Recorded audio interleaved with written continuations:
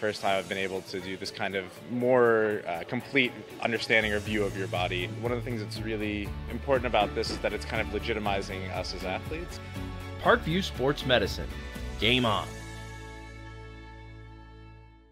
It's the comets. Comets falling from the sky. Comets falling from the sky. Comets falling from the sky. Comets falling from the sky. Comets falling from the sky. Comets falling from the sky. Comets falling from the sky. Comets falling from the sky.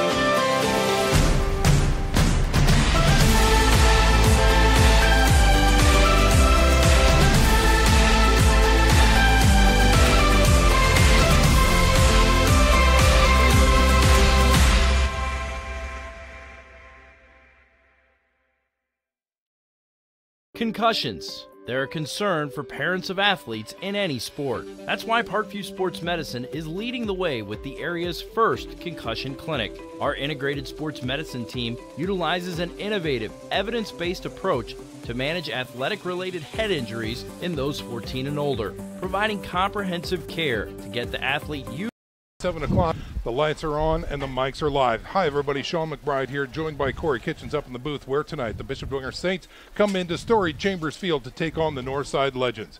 Before we begin this broadcast, let's send it down to the sidelines for an opening prayer.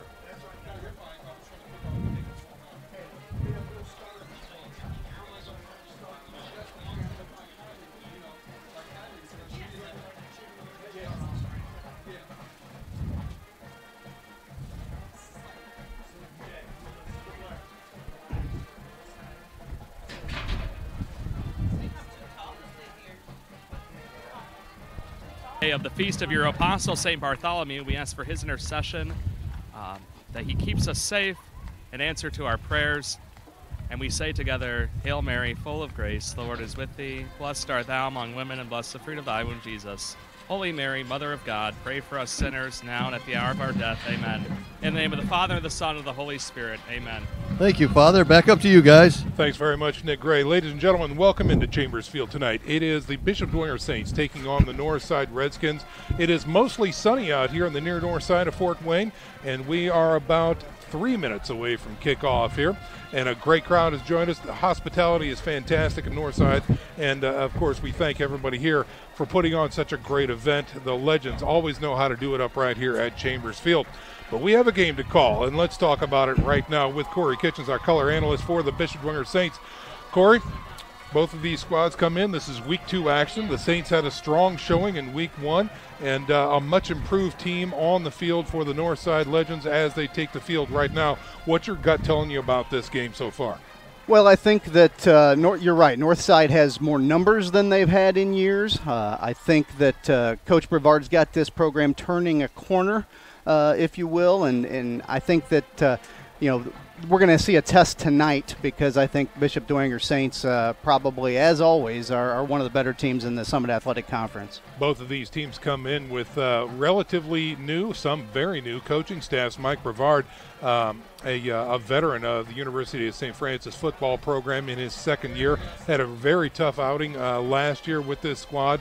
But again, as Corey just said, lots more numbers out here. The senior leadership seems to be strong, and much more physical play last week from the Legends. So they are going to have a tough road to hoe against these Saints. As you know, first-year head coach Jason Garrett has come in with his own designs for the Saints with a brand-new coaching staff, and the athletes seem to be responding.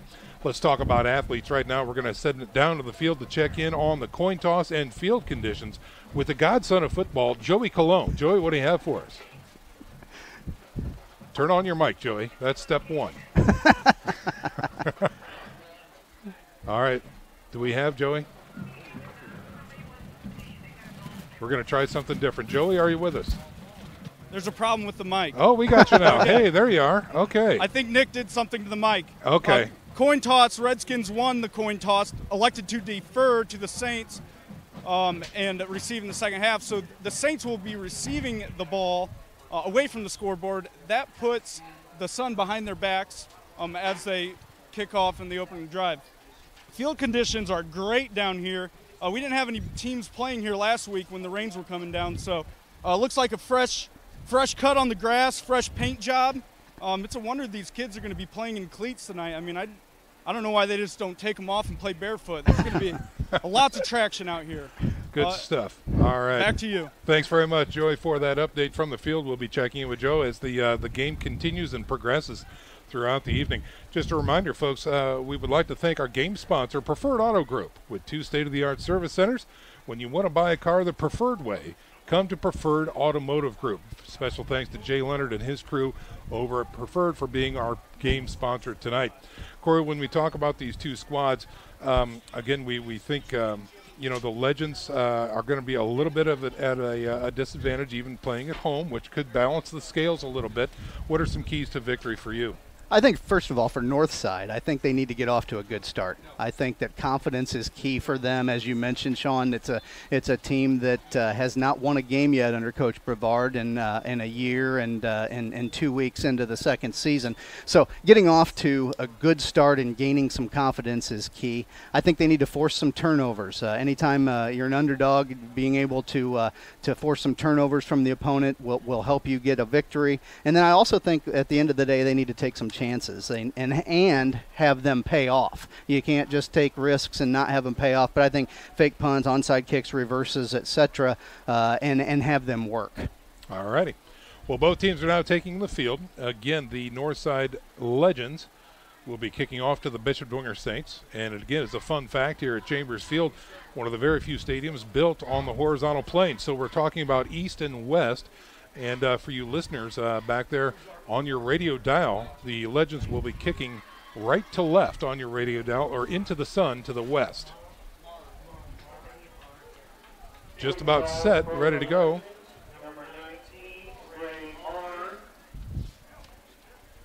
In for the kicking responsibilities for the Legends, Ray Martin, number 19, gets ready to launch this one from his own 35-yard line. Looks to be Patrick Finley back deep for the Saints. I think we might see a lot of Finley tonight. Just my gut sounding off here. Let's see. Here we go. We are underway here at Chambers Field. High end over end kick. Right to Finley inside the 20-yard line. Gets it right up the middle, looking for some blocks. Makes a cut. Gets near midfield before a host of tacklers brings him down just shy of the 50-yard line. Great wedge return for the Saints, right straight up the middle, and just like last week, they start at practically midfield with great field position from their special teams. Not like last week. This is not monsoon season, so we'll get a better look at the Bishop Dwenger Saints offense here, led by the junior quarterback, number 10, Patrick O'Keefe.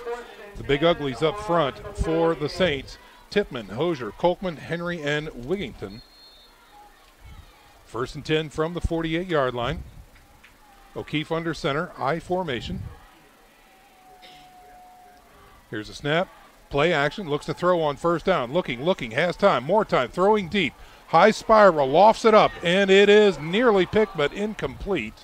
Going for Griffin Ivor deep inside the 15-yard line. Took a shot down the field right away, Sean, with play action. Jalen Harris back deep for the Redskins, who really was their defensive player of the game last week. Had about 17 tackles and an interception.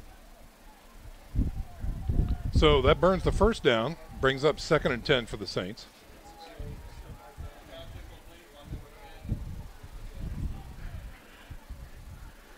Here's a snap. Here's a quick pitch to the right side. Looking for some room. Tailback has it, breaking it back left side. He's got nearly 10 before he is dragged down. TJ McGarry.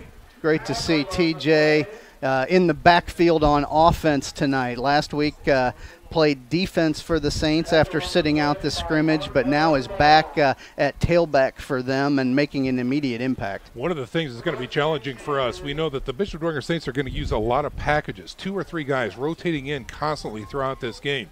So we're going to have to keep an eye on a lot of different numbers. So our stats guy, Charlie, he's got his work cut out for him tonight. 1st and 10 for the Saints. Here's a snap. Oh, a little broken play. Again, give to McGarry, off tackle left. Was able to get some positive yards. He started out by running right into O'Keefe. Yeah, a little mix-up on the handoff, which direction they were headed. But when you can do that and still gain 5 yards, it might be your night. Darn right. That's a testament to the line up front. The O-line for the Bishop Dwenger Saints. They check in averaging 6'2", 255, anchored by their two big tackles, Joe Tippman, 6'6", 310, and Luke Wigington, 6'5", 260. 2nd and 5 now for the Saints. Ball at the 36 from the shotgun. Man in motion now. Here's a snap. Here's a give to that man in motion. Off tackle left. He's got some room. Breaks into the secondary. Makes a jump and finally tackled inside the red zone. That is Finley on the carry. Brought Patrick Finley in motion from an empty package. Sean ran a running play, a zone run play to the left side of the line. Got a receiver, if you will, the ball in the backfield, and just one of their athletes in space. Yeah. So he is actually going to be marked down outside of the 20, back at the 22-yard line. But a 1st and 10 again for the Saints as the drive continues. This is their first drive from scrimmage. 8:49 left in the first quarter. Zeros on the scoreboard. Here's a snap from shotgun. Give to the tailback. That's Tippman, number 25 on the carry. Again, off tackle left. Plows his way down for a 7, maybe 8-yard gain. T.J. Tippman on the carry, hard-nosed running back. Probably didn't like seeing his sophomore brother in the end zone last week, and I'm just kidding. I'm sure he's happy for him. But running back family, their dad, Tim, is one of the best running back coaches I've ever been around, so they get that honestly. I think they get their natural athletic ability from their Uncle Pat. Pat Tippman, class of 87. That would be my guess, and that would be a very wild guess. 2nd and 2 coming up for the Saints here. Inside the red zone, ball at the 14-yard line. From the shotgun, here's a snap, quick hitter, slant, and it is caught. Lydell on the catch, inside the 5, down to the 4. Actually, I think Blaine Houston on the catch for the Saints, Sean. Blaine made a great catch in the scrimmage a couple of weeks ago, and seeing more and more playing time. That was Houston on the catch. 1st and goal coming up for the Saints. Ball at the 4-yard line, I formation, give to McGarry, finds that hole on the left side, plows his way down, just shy of the end zone, down to the 1-yard line. Saints went quick, kind of a no-huddle look down in the red zone to try to get the quick score. Looks like they're going right back to it, Sean. Yep. Here they are, back in that I formation, quarterback under center, quarterback keeper. He crosses the play, no, timeout, as a flag comes out, and that's going to be a motion penalty against the Saints. Sometimes when you go quick down there and you don't let everyone get set, it'll cost you 5 yards. That looks to be the case here. 7:22 remaining in the first quarter. Still zeros on the scoreboard. This is the opening drive for the Saints. They're inside the red zone.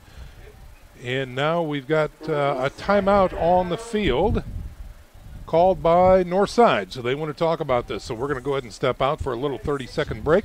You're listening to SAC Football on Redeemer Radio, 106.3 FM.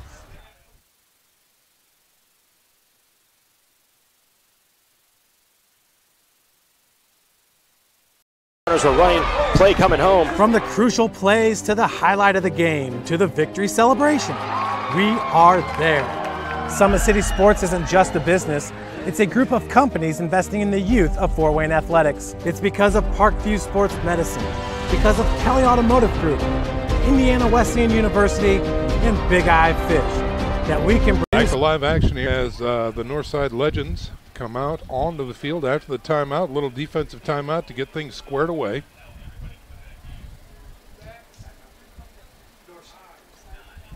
And here come the Saints from their timeout. 2nd and goal now from the 6-yard line. Under center is O'Keefe. Here's a give to McGarry. Left tackle, and he's in for a score. Yes, count it. 6-point. T.J. McGarry off tackle left and runs right into the end zone for a quick 6 points. I'm absolutely stunned that they would run behind Joe Tippman, Sean. Yeah, you and I could do that. All right, so the Saints score with 7:01 remaining here in the first quarter off of a 6-yard run by T.J. McGarry. Again, Corey, you kind of talked about it. T.J. McGarry, the starting linebacker for the Saints, getting some reps on offense early here. I talked to, actually, Tim Tippman, the former running back coach here, and knows these kids very well, and he understands the game from a running back position. He told me he thought T.J. McGarry would be a breakout SAC performer at running back this year. They're deep in that position, are they not? They are. We have a lot of weapons with the Saints. So here comes the PAT, and again, they've kind of instituted Coach Ernie Bogerab's swinging gate, a little misdirection on the PAT opportunities here. They wind up left and then come back to center. And it looks like they're going to try and kick this one through. Garrett's kick is up, and it is good. 7-0 is your score here with 6:42 remaining in the first quarter. We'll step out for another 30-second break. You're listening to SAC Football on Redeemer Radio, 106.3 FM.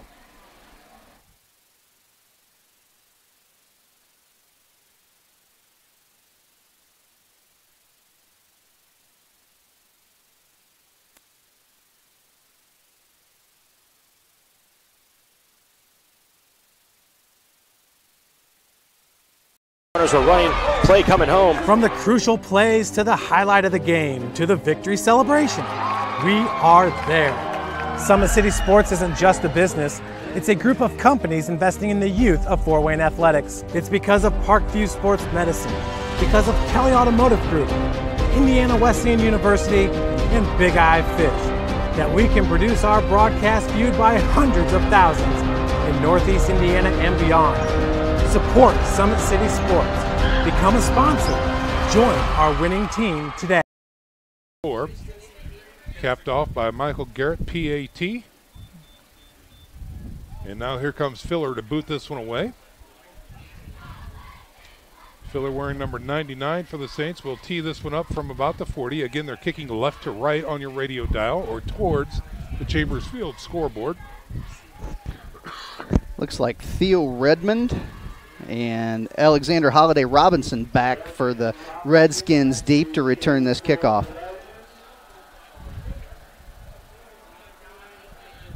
Here comes Filler. And the kick is away. High end over end kick. It looked to be just at the head. Oh, it's bobbled back at the 5. Still on the ground. Tries to get picked up, looking for something. Gets hit and gets maybe a yard or two after the catch. And the Saints defense or special teams pins the Legends back deep on the kick. Again, a great. Oh, it's a fumble. And the Saints have recovered. Oh, my. Another special teams play. 2 weeks into the season, they have been sharp on special teams thus far. Did not see that in the big scrum. North side lost control of that ball with some big hits, and Dwenger recovered, and they are set up again with a 1st and goal. Ball resting at about the 6-yard line. Big situation here for the Legends defense to make a stop in their 4-3 old school base defense. They're going to need to make a stop here to try to keep this game and keep it close early. 6:39 remaining here in the first quarter. 7-0 is your score. Saints on top and threatening again. On 1st and goal from the 6. I formation. O'Keefe, give to McGarry from the backfield. Big push inside the 5, down to about the 2, maybe the 3. Really nice play by the linebacker from north side, Theo Redmond. He got into the backfield, was able to pull McGarry down, which is no easy task. TJ's a big, bruising running back. So good stop for the Legends. That'll bring up 2nd and goal for the Saints with 6:13 to go here in the first quarter.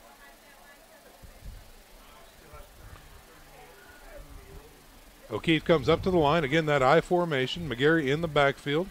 Here's a snap. Give to him. Off tackle left. Gets in. Touchdown. Another touchdown. Looks like that same play they scored on the first time with. I think we've got a flag on the field, though, Sean. Yes, we do. Here on the close side.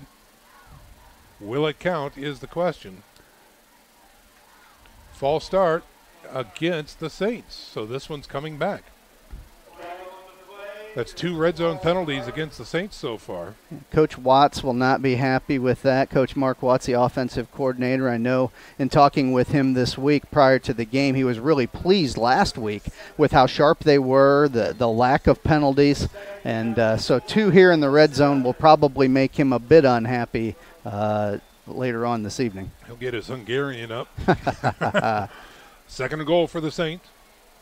Ball on the 7-yard line. Here's a pitch, right side. Oh, it's loose. It's on the ground. Big strip and recovery by Northside. And that's exactly what we talked about in the opener, Sean, that the Legends would need to force some turnovers. Big Jacob Lambert, the sophomore defensive lineman from Northside, jumped on that fumble, and a huge play to keep the Legends in the football game. You talked about it, Corey, and they made it happen. So a huge turnover there by the Saints nullifies the drive, and here come the Northside Legends on offense. First time we'll be able to see these guys running the O, and they are led by sophomore Ronald Collins III.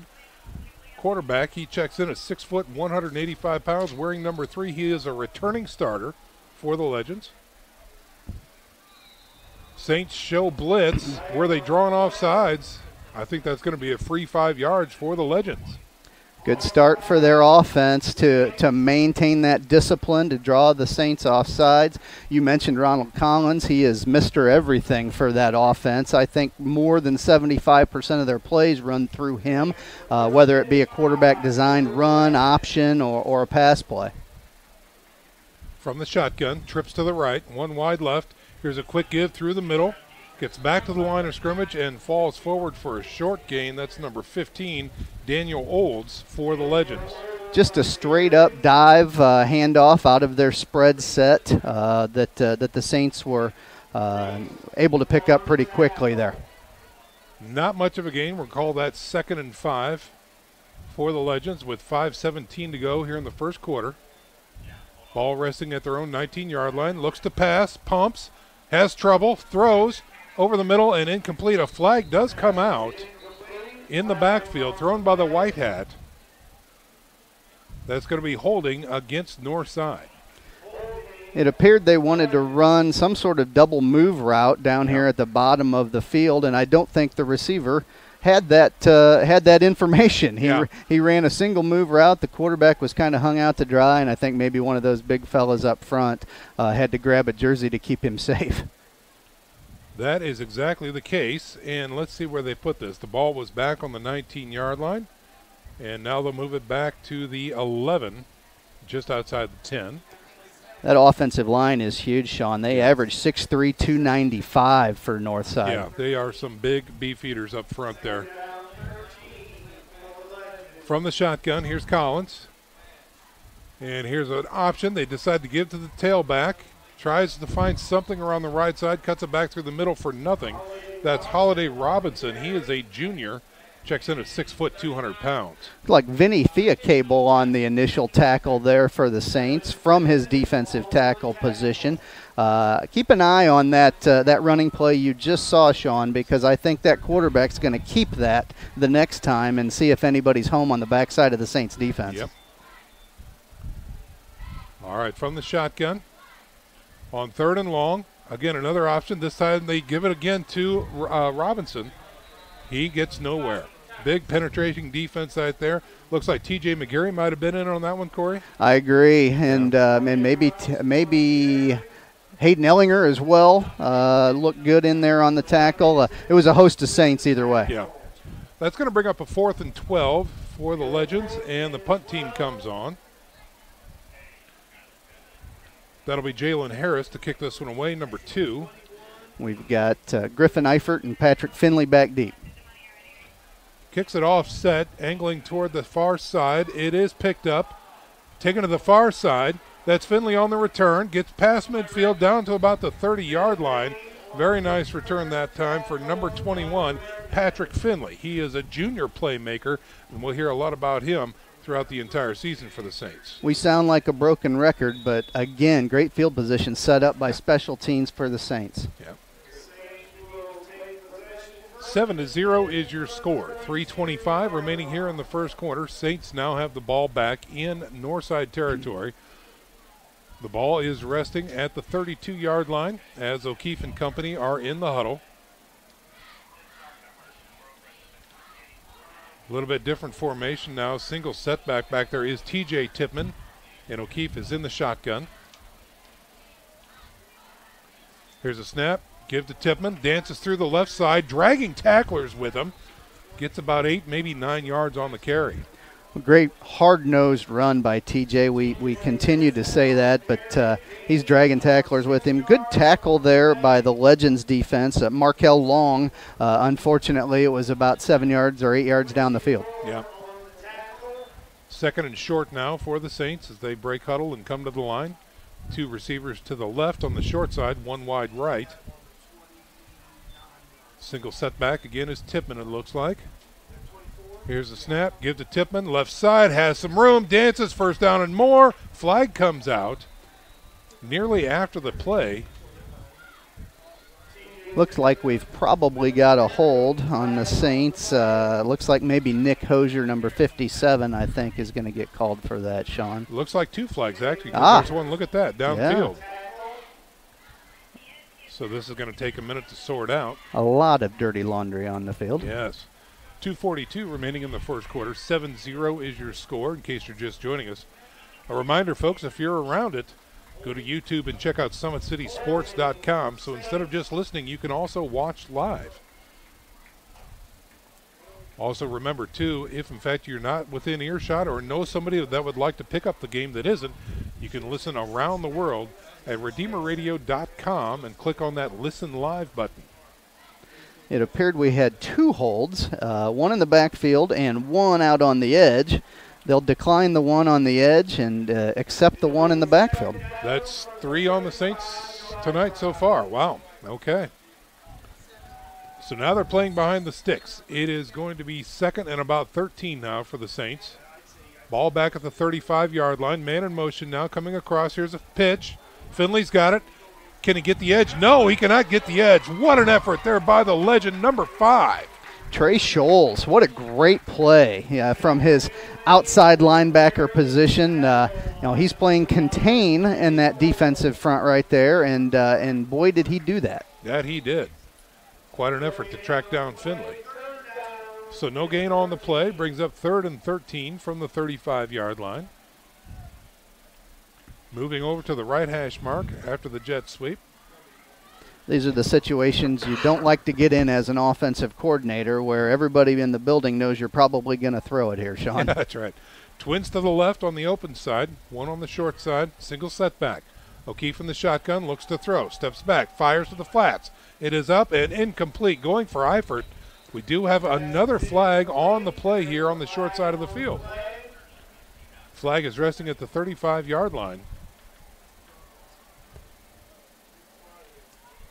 That's unfortunate. We had a first down for the Saints on that play if we just connected on the pass.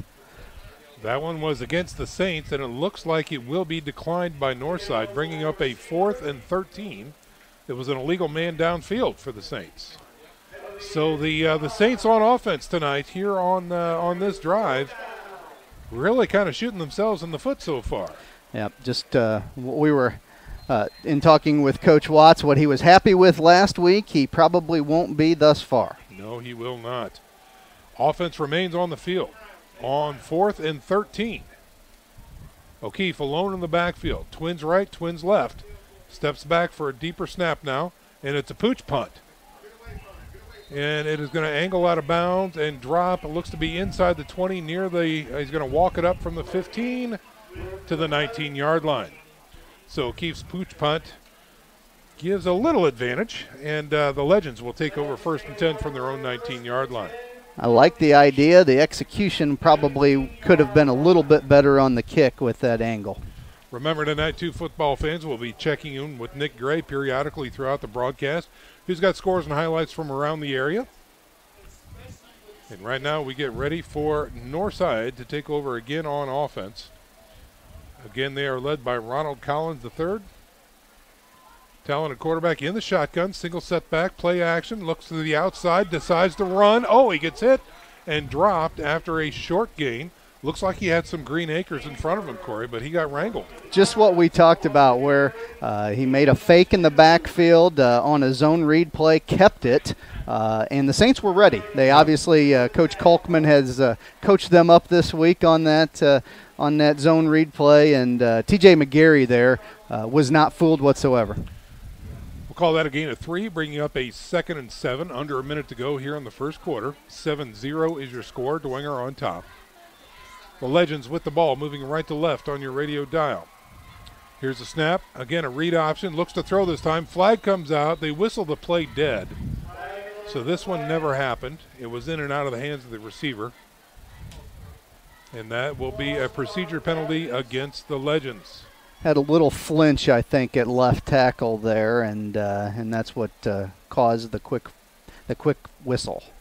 Up front for the Legends, we've got Landon Clarke, Brandon Bundage, Adam Reiner, Reggie Telemack, and Demetrius Clark. Corey talked about him later. These are some big gentlemen. 6'3", 295, man-to-man. Second and 13 now for the Legends after the penalty. He's looking to throw. Throws to the flats. Nearly picked. Oh, in and out of the hands of the receiver and incomplete that time. Tough one. You got to pick those out. That's on Charles Franklin, the intended receiver. It was in his breadbasket, but he could not make the catch.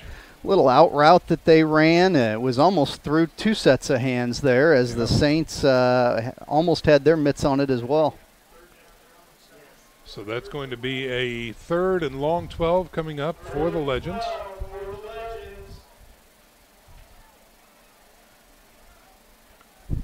R.J. Armstrong checking in for the Legends. 4 wideouts and a single setback.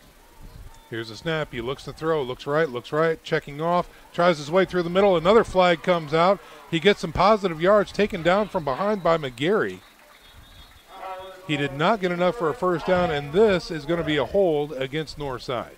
Interesting decision here. I presume that since they didn't get the first down that they'll probably decline and force a punt. But the other part of that is you send them back, and they're inside their own, probably near the 5-yard line. Right. And then you rely upon their punt game if, in fact, you can hold them on this next down. So, yeah, I'd probably take the yardage and give them the extra down here and see what they can come up with. And it looks like they are going to march that one off. 10 seconds to go here in the first quarter. And now the Legends are back at the 6-yard line, just outside the 5. And it will be 3rd and forever. Tough spot against this Saints defense. They've got to be licking their chops back there on 3rd and long like this. They need to get out to the 29-yard line. The ball is at the 6. They wind the clock. Blitz coming. Throw over the middle. Incomplete. No good.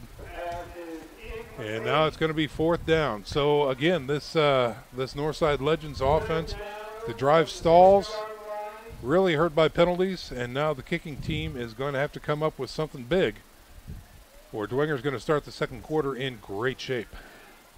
Special teams here need to make a play for the Legends and get this ball kicked out of their own end zone and out to midfield somewhere. Jalen Harris again in to punt. He's standing in his own end zone. Good snap.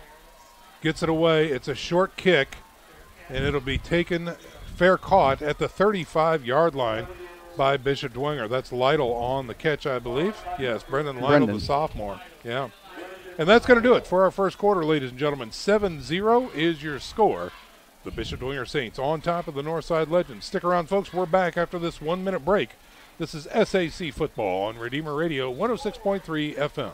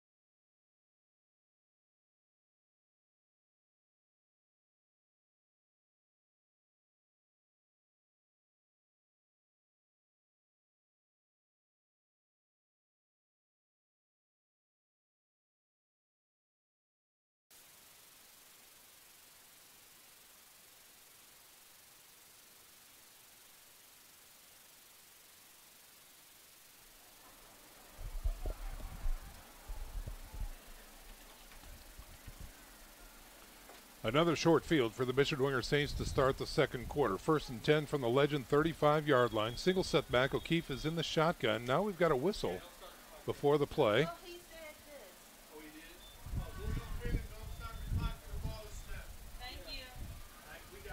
And let's let's see. We've got a little timeout on the field. We've got some logistics to take care of. Saints have great field position here to start the second quarter, Sean. They do. I think that this is maybe a game-defining sort of drive if you're an offensive coordinator. Yep. See if we can get things rolling again offensively. 2 receivers right, 1 wide left, and a single setback. Yeah, Alex Fosnaugh is going to be wide out to the left side. Looks like viral internet sensation Lucas Crone in the backfield after his run a couple of weeks ago in the scrimmage. What a way to become famous. Wow, huh? Absolutely. All right, things are reset, and we're ready to go. O'Keefe in the shotgun. Crone behind him. Here's a snap. Give to Crone through the middle. He's got room. Puts his head down and gets a nice gain inside the 30 down to about the 27. That's just a straight-ahead dive play, I believe, and that young man, Lucas Crone, probably is as physical, 165-pound football player as you will find in the city. That's right. We'll give him 7 on that one. Brings up a 2nd and 3 as the sun starts to peek back out now. Long shadows on Chambers Field. Into the sun, here come the Saints, breaking it to the outside. That's Crone again on the carry this time. Can't make the edge. He does get inside the 25 to about the 23. That should be enough for a first down. Goodness gracious. Joe Tippmann at left tackle had his defensive tackle that he was blocking 15 yards downfield on that play. Roller skates, and how intelligent of Lucas Crone to run behind him. That's right. All right, I formation now. McGarry the tailback. Crone in front of him. O'Keefe under center. Here's a snap. Give to McGarry, left side. Finds a seam inside the red zone and taken down at about the 17-yard line.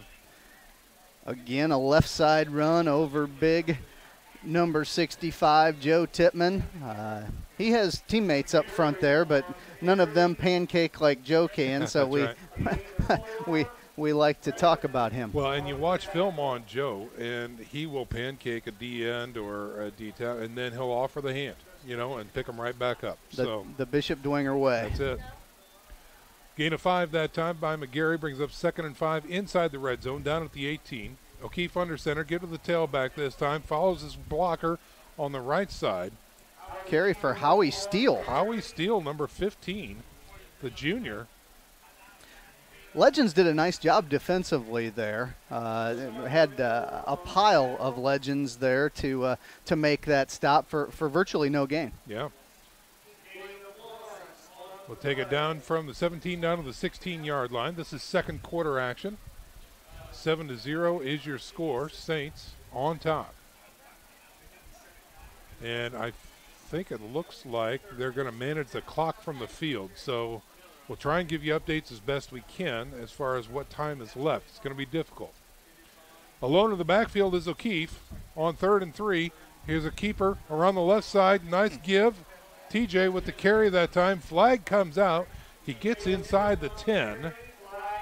Another zone running play from an empty formation where they motion into the backfield and ran left behind Joe.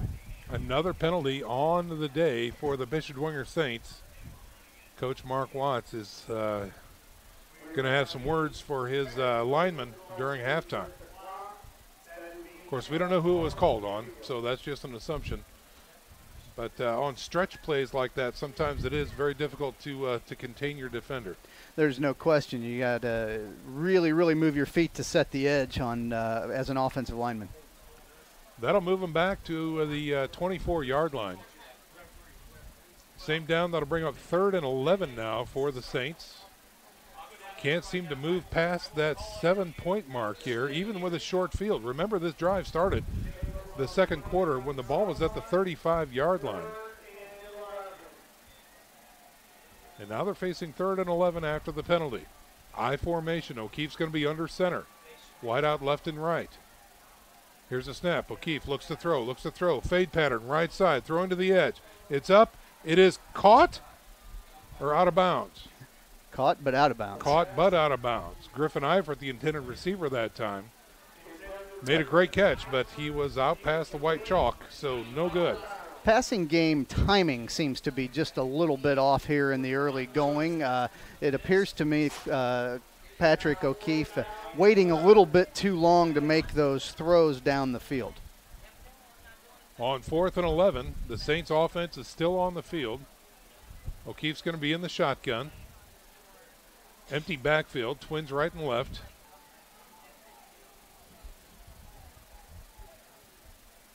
Here's a snap. He's not going to pooch it this time. Throw over through his receiver and incomplete. The intended receiver that time was number 43, Blaine Houston, who's got very sticky hands. The throw was just off. Blaine ran a great seam route right down the hash mark and was wide open, and Patrick just simply overthrew him. Yeah. Patrick appears to be a little bit rattled here early in this game. Hopefully he can settle down. Yeah, so far I think the passing game, he's 0 for 4 on the afternoon so far, or evening. So, yeah, I think you're right, Corey. He just needs to settle down, maybe a slant or a quick hitch just to get that confidence built up a little bit. But for now, the Legends are back on the field. Here they are on 1st and 10. Here's a throw, deep throw, left side, double coverage, nearly picked that time. In and out of the hands of Lydell. And, of course, he had some safety help there by Griffin Eifert as well. But just an incomplete pass, and the Legends will have another shot here. Legends coming over out of that turnover on downs, took a shot down the field right away. I like that aggressive attitude. Just didn't connect. Well, a good-looking pass. Really was. Delivered well. All right. On 2nd and 10. Here's Collins in the shotgun with a single setback. Here's a snap. Read option. Here's a throw. And he's got him on the jailbreak screen to the inside. And he is stuck. That's Holiday Robinson. Came in from his wideout position. Got some good positive yards north of the 30, though. Gorgeous play design by the Legends there. A fake inside handoff and then roll out to a jailbreak, as you mentioned, Sean, and really effective. That was enough for a first down, actually marked at the 36-yard line. So 1st and 10 for the Legends. Here in the second quarter, they're down 7-0 against the Saints. Here's a quick give through the middle. He's got some daylight. He's got 10, 15 past the midfield stripe into Dwenger territory. Daniel Olds on the carry, kind of snuck in there behind the big fellas and found a lot of running room against that Saints D, which is something that's been hard to come by thus far 2 weeks into the season. Yeah. Takes it all the way down to the Saints territory. They mark it at the 49-yard line. 1st and 10 now for the Legends. The sun is at their backs, so that means the sun is in the eyes of the Saints with long shadows right now. Single setback for the Legends. Here's a snap. Quick give to the tailback through the middle. Plowing his way forward. He's going to be tackled by a host of Saints after a gain of 3, maybe 4, close to the 45. Great job by the Saints defensive line on that particular play. Coach Kolkman, who I talked with earlier this week, Casey Kolkman, the defensive coordinator of the Saints, mentioned that he loves his defensive line rotation. He's got about 9 guys that he rotates through there at those 3 spots, keeps them all fresh. He's got a quick group. He's got a big group.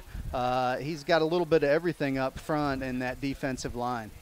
Water cutter out there right now for the Saints as well. Joe Tippmann, number 65 on that D-line right now.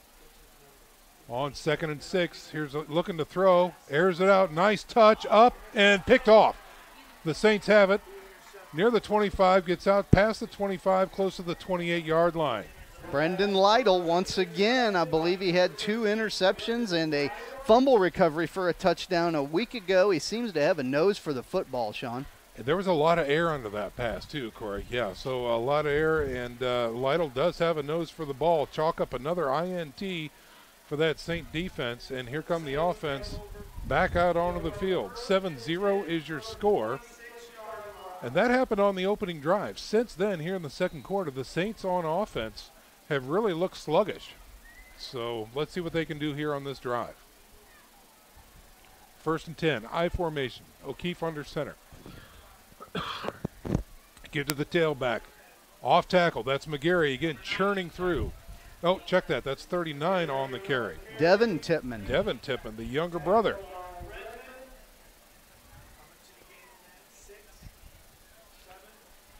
Let's go down to the sidelines and check in with Joey Colon. Joey, do you have an update for us down there?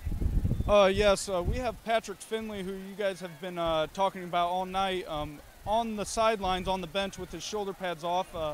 Not sure what happened there. He's got an ice pack on his shoulder. We'll give you some more updates the more we know. Thanks, Joey. All righty. It's a big blow to the Saints. That it is. 7 yards on that first carry. Brings up 2nd and 3 for the Saints.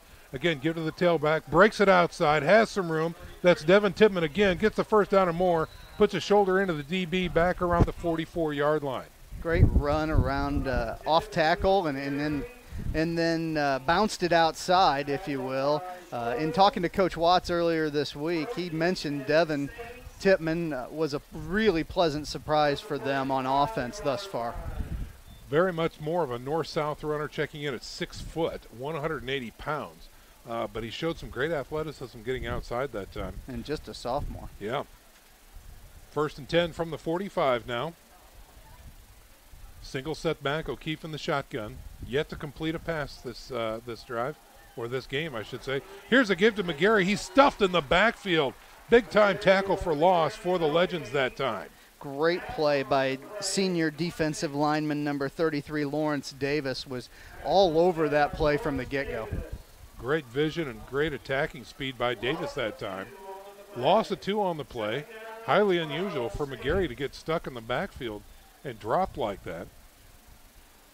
So that's a big one for the Northside Legends. 2nd and 12 now coming up for the Saints as they break huddle and come to the line with 2 wide outs on the right side, 1 wide left, and a single setback in McGarry. O'Keefe in the shotgun, gives to McGarry, breaks it out to the outside, gets a block, gets downfield, gets down to the 50 before he's forced out of bounds. Great tackle there by number 9, Theo Redmond for the Legends. I thought Blaine Houston, though, did a nice job for the Saints out at the wide receiver position, really staying with that block. Right, yeah. So gain of 7 brings up 2nd and 5 now for the Saints, or is that 3rd and 5? I believe it's 3rd. I believe it's 3rd and 5, yeah. Sorry about that. So the ball is resting right at the 50-yard line. They're moving right to left on your radio dial. Saints up 7-0. O'Keefe is in the shotgun with an I formation. Snap, tailback. Oh, now we've got a whistle. He was stopped at the line of scrimmage anyway. This is going to be a false start against the Saints. Another penalty against the Saints offense. And I'll tell you what, Sean, on 3rd and 5, to back up another 5 is somewhat devastating to an offense. Yeah, no, it sure is. Get the telegraph out. We sense a pass coming. But let's see what they do here. Ball is on the 45 now. As much trouble as they've had throwing, it might not be a bad place for a quarterback draw, something like that. Sure. Empty backfield for the Saints. Two right, 2 left. O'Keefe looks to throw, looks left, checks off. Rolls forward, throws over the middle. It is caught. That's Houston on the catch that time. Goes up and gets it. 1st and 10, Saints in Northside territory. Saints just waiting for somebody to make a play in the passing game, and Blaine Houston did it. That was a bit of a jump ball over the middle, but he went up and got it, and great play by Houston. Really been a pleasant surprise offensively for the Saints this year. Huge 3rd down conversion that time for the Saints to keep the drive alive. Ball now resting in Legends territory at the 36-yard line. Empty backfield again for O'Keefe. As the Saints spread things out, 4-3 defense, now a man in motion coming across the field, and it's faked the jet sweep, play action, looks to throw, now bounces it outside, looking deep. He's got double coverage out there, nearly picked and nearly caught, but no, it falls to the ground. Love the play action idea, and I think what Patrick needed to do there, Sean, is he could have ran that for 15 or 20 yards plus rather than throwing into double coverage down the field. That's exactly right. And I think on Saturday morning they might point that out to him on film. No question. Great job back in the defensive secondary by Jalen Harris defending that pass. Yeah, Houston was the intended receiver that time. They're going to keep an eye on him from now on. Fosnaugh wide out on the right side. Houston wide out left. On 2nd and 10 from the 36 now. O'Keefe, here's a give to the tailback, looking left, churning inside the 35 to the 34. is number 38 for the Saints. Lucas That's Crone. Yeah. Absolutely. Great run. Didn't pick up a lot of yards, but even better defensive play by number 5 of the Legends, Trey Scholes, in there. They list him as a wide receiver, but he's playing linebacker right now and doing a fine job. Doing a great job. We're talking about him a lot. Yeah. 3rd and long now coming up for the Saints. Houston catch. Saved the drive so far. He's going to be wide out to the right. He's going to have a slot receiver on the right side as well and a single setback on 3rd and 8. Here's the snap. O'Keefe looks to throw, looks left, looks over the middle, fires right, over the middle. It is caught. That's Eifert on the catch. Snags it at 20, the 10, the 5. Gets into the end zone. Do they call it touchdown? All right, we connected there on a crossing route over the middle. Eifert came from the left side of the formation, across to the right. Really good. We've been hard on Patrick so far, but that's a great throw right there to that crosser. And Eifert, I'm not sure he saw that until the ball was right on his hands. Right. Great catch and run. Score 6 more for the Saints here. PAT team is on the field. Garrett, number 24, lines up. Line now comes out of the huddle, comes to the left, and then shifts right. 10 seconds on the play clock. Saints are set. Here's the snap. Hold is good. Kick is up. And it is good too. Second quarter action here from Chambers Field. The Bishop Dwenger Saints 14. The Northside Legends 0. Stick around, folks. We're back in 30 seconds. You're listening to SAC Football on Redeemer Radio 106.3 FM.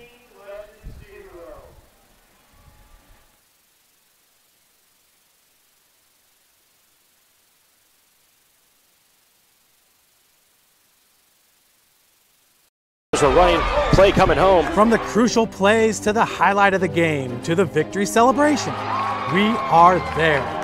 Summit City Sports isn't just a business, it's a group of companies investing in the youth of Fort Wayne athletics. It's because of Parkview Sports Medicine, because of Kelly Automotive Group, Indiana Wesleyan University, and Big Eye Fish, that we can produce our broadcast viewed by hundreds of thousands in Northeast Indiana and beyond. Support Summit City. 7-7. Lures got up quick on that one, then Wayne ran the next kickoff back for a touchdown. Exciting score. Carroll's leading Snyder 17-7. Northrop's up on Southside 14-0. Concordia is beating Homestead 13-0. And then Columbia City's at Whitco, and they're leading that one 14-0. Back up to you guys. There's the kickoff, taken deep by the Legends, inside the 10, trying to find some room, trying to break to the outside, gets to the 20 before he is tackled and down. Great tackle by John Heaton of the Saints. Stayed in his lane on that kickoff team. Someone we haven't talked about much on offense or defense, but making an impact on special teams. Alex Holiday Robinson, the return man for the Legends, and they will take over 1st and 10 at their own 20-yard line. So again, if you're just joining us, 14-0 is your score here in the second quarter. And again, we've got some clock problems here at on the scoreboard, so I'd like to tell you where we're at, but we do know it's the second quarter. That's about the extent of my knowledge. Here's the Legends on offense, looking to throw on 1st down. Here's a snap. It is caught. Breaks 1 tackle, cannot break 2. R.J. Armstrong on the catch that time for the Legends. Gets it out for a 5-yard gain out to the 25. Short little pass, probably just to get Collins in some sort of rhythm here in the passing game. And a really nice job defensively, even though they completed it. Saints holding them to under 4 or 5 yards. Yeah. Looks like 2nd and 6 actually coming up as they mark it at the 25. From the shotgun, Collins. Here's a snap, read option, decides to take it. Oh, not such a good decision. He's hit in the backfield and dropped. Hayden Ellinger and Alec LaShore on the tackle for the Saints, and doing a great job of understanding that quarterback is the engine that makes the Legends go. That's it. And it looks like we've got a timeout on the field called by the Bishop Dwenger Saints. So we must be getting close to the end of the second quarter as the Saints want to preserve some time. So we're going to step out for a 30-second break as well. You're listening to SAC Football on Redeemer Radio 106.3 FM. Which one is this, Mary?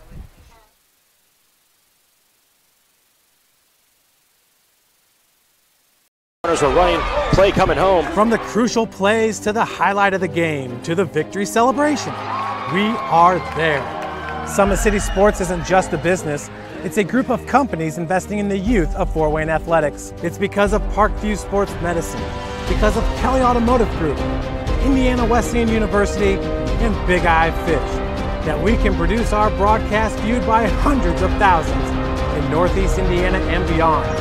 Support Summit City Sports. Become a sponsor. Join our winning team today. Some clock here if they can stuff Northside on this play and get the ball back before the first half ends. Pretty critical situation here for Northside. Yeah. They want to preserve the current scoreboard at 14-0 at half. Probably need to convert here. On 3rd and 8, excuse me, the ball is resting. Looks to be about the 23-yard line. Blitz coming. Here's a snap, quick throw out to the left side, skips off the ground and incomplete. So that will bring up a 4th and 8 now for the Legends, and it looks like the punt team is coming on. Interesting situation there. Even if he catches that, I think he's a yard or two short on that hitch route. Yeah. Teach those receivers to make sure you run to the sticks in a situation like that. So this drive is going to stall for the Legends and give the Saints what could be another short field here in the waning moments of the first half.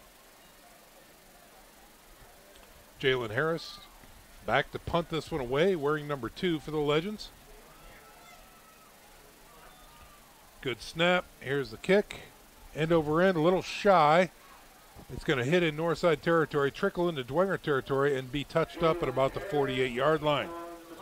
52 yards to go here for the Saints here in the waning moments of the first half. The score is 14-0. They're already up 2 scores. Can they make it 3 before the buzzer sounds? Big drive for the Saints offense. See if they can get some momentum and rhythm going here prior to halftime. Looks like we have a quarterback switch here. Brendan Lydell in, Sean. Oh, look at that. Okay. Brendan Lydell checking in as quarterback. He is a sophomore playmaker for the Saints. He's got a single setback. Give to the tailback. Left side again. Rushing forward and falling. It's like Howie Steele once again. Howie Steele, number 15 on the carry. Takes it into the Legend territory, and he stopped at the 47-yard line. No huddle offense for the Saints here. Call that a gain of 5, bringing up 2nd and 5. Lydell in the shotgun. Here's a snap. He's looking to throw. Throws left, and just shy of his intended receiver, Eifert. He went down to the carpet to try and get it. No good. Looked a little bit quick in his delivery, did Lydell. I think he needs to relax back there in the pocket a little bit more and let the receiver get through his break and his route first before he fires downfield. The incomplete pass brings up a 3rd and 5 for the Saints from the Legends' 47-yard line. They're moving right to left on your radio dial. Lydell, the sophomore quarterback, in. Looks to throw again downfield. Has plenty of time. Stepping up now, dumping off to the right side. Wide open is his receiver in the flats on the right side. It is caught for a great first down. That's Jack Hartzog, the junior flanker, on the reception. Same play they scored the touchdown on to Eifert. Crossing routes over the middle. Seemed to be having some success with that. Lydell bought enough time in the backfield, danced around a little bit for them to get the crossers completed, and then threw it out into the right flat. We're going to have we've got a timeout on the field. Northside has called a timeout here. We've got a 1st and 10 coming up by the Bishop Dwenger Saints, now in Legends territory, down at the 34-yard line. We're going to check in real fast with Nick Gray, who's going to tell us who he has coming up for his halftime interview here. Nick Gray, what do you have for us coming up? Well, we're going to have a crazy one, folks, because we've got the principal of Bishop Dwenger High School, Jason Schiffley. He's going to be joined by the 2 co-chaplains, Father David Hunick and Father Jay Horning, young priests, middle-aged principal. Should be a fun time. Back up to you guys. All right. Thanks very much, Nick Gray. We'll look forward to that one. And right now, the timeout on the field is over. And the Saints come back out of the huddle. They're working on the right hash mark right now. Again, ball at the 34-yard line, 1st and 10. After the crossing route catch. Lydell under center with an I formation. Give to the tailback, looking for some room. Gets a positive yard or 2, maybe 3, before he is drummed down and stopped. Jack Hartzog again on the carry, right after making a catch. Getting a little playing time here for the Saints in the waning moments. The play is already called. Saints back up to the line. Single setback from the shotgun. He looks to throw, checks off, looks right, goes down, caught near the sticks. Yes, it is a good catch. Blaine Houston again. Number 43 that time. Goes into the dirt, picks it out, and that is a good catch. Is it enough for a first down is the question. It is a first down. White hat signals a first down. Ball resting now just inside the 25-yard line on north side. No huddle offense by the Saints. Lydell looking over to the sidelines. 2 receivers to the left, 1 wide right. Here's a snap. He's looking left, rolls left, looking, rolling back right, looking downfield, and we've got a flag, and he is hit and dropped, and another flag. I would guess that we've got a hold in the backfield, and we may have a targeting call defensively on that hit on the quarterback, Sean. Yeah, it might very well be. He came in looking like a spear. But let's see what the calls are. I think you're spot on with the holding. I think even I saw that, but the targeting call has had such an emphasis on it from the NFL all the way down to high school and youth football that I think that there's a good chance that anything that even looks remotely like it will be called. Yeah, they're very sensitive about that, and they want to nip it in the bud as quickly as possible and discourage it as highly as possible. 14-0 is your score. Saints on top here. We'll go down, and maybe Joey Colon can tell us how much time is actually left on the clock. We don't really know right now. The scoreboard isn't cooperating with us. I think they're keeping time on the field. We do see a holding penalty against the Saints. Is there a follow-up penalty?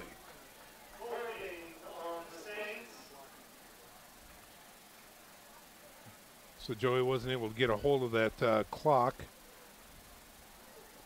And let's see. So we've got a hold against the Saints. That one's going to be marked off.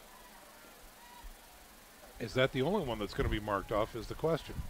If I'm a betting man, I believe that they're picking up the other flag because even though it looked like targeting, he never made contact with the quarterback. Yeah, I think you're right. So I believe they probably decided to pick up the flag on that particular call. Yeah, the second flag got waved clearly because that holding call stuck for the Saints. That moves them back to, looks to be about the 44-yard line. First and forever now. Looks to throw. Lydell airs it out to the right side. Another flag comes out. Deep bomb and thrown out of bounds that time. In the area of holding once again. Yeah, when the white hat throws that flag like that, he's looking at that interior line. And that will be a hold against the Bishop Dwenger Saints again. It might very well be on Big Joe Tippmann. We have given him a lot of positive props tonight, but that may be a holding penalty in his column. Well, the Saints need to get down to the north side 15 for a first down. And now the ball moves back into Dwenger territory. And it looks like they're going to place it at the 42-yard line. You aren't waiting on me to give math on this, are you, Sean? No. I was told no math would be involved. We're going to say about 44 yards for a first down. So first and 44 now for the Saints. They're up 14-0. Backup quarterback is in there, Lydell. He's going to have an empty backfield. 4 wideouts, 2 on each side. Might be a really good time for a screen, a quarterback draw, something like that. He looks to throw, checks off, looks right, looks to break out of coverage, tries to get back. He is sacked. Big time sack by Northside back at the 36-yard line. That's Trey Scholes once again. He has had a great first half defensively for the Legends. from that. It appears he's playing defensive end. I called him an outside linebacker earlier, but I believe he's one of their 4 down. Yep. And that's it, ladies and gentlemen. Looks like the first half is over. That's going to do it for the first half of coverage. Our halftime show will begin here shortly after this 1-minute break. 14-0 is your score. The Saints on top of the Northside Legends as both teams make their way into the locker room. Stick around, folks. We're back in 1 minute.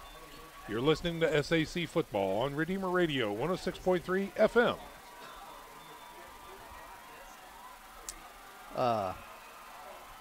I'm being told from various folks that Finley's collarbone is broke. Oh, my gosh. And I'm also being told Carroll's up 24-7 now on Snyder. Wow. First time I've been able to do this kind of more complete understanding or view of your body. One of the things that's really important about this is that it's kind of legitimizing us as athletes. Parkview Sports Medicine. Game on. It's the comets. Comets falling from the sky. Comets falling from the sky. Comets falling from the sky. Comets falling from the sky. Comets falling from the sky. Comets falling from the sky. Comets falling from the sky. Comets falling from the sky.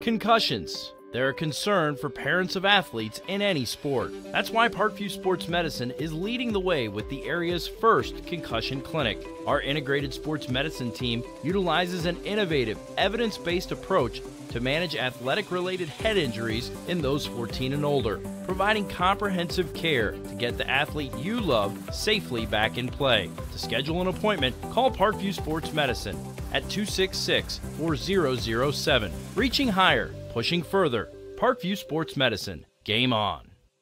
The Kelly Automotive Group is simple, transparent, reliable. Simple. Our customer specialists make buying a car easy and fun. Transparent. Our price listed is the best price. No hassle, no gimmicks. Reliable. Buy with confidence and peace of mind. We work hard to ensure the best value however you shop. Choose from over 60 vehicles under $10,000. Visit drivekelly.com. The Kelly Automotive Group. Simple, transparent, reliable.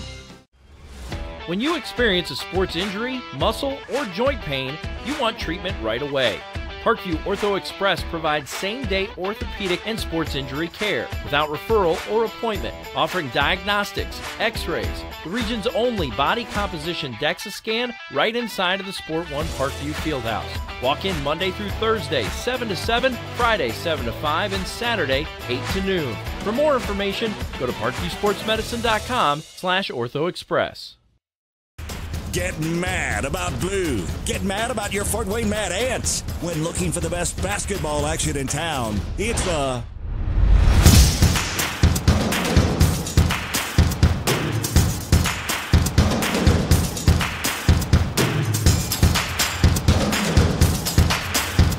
Go to FortWayneMadAnts.com for the complete game schedule. See your Fort Wayne Mad Ant in action.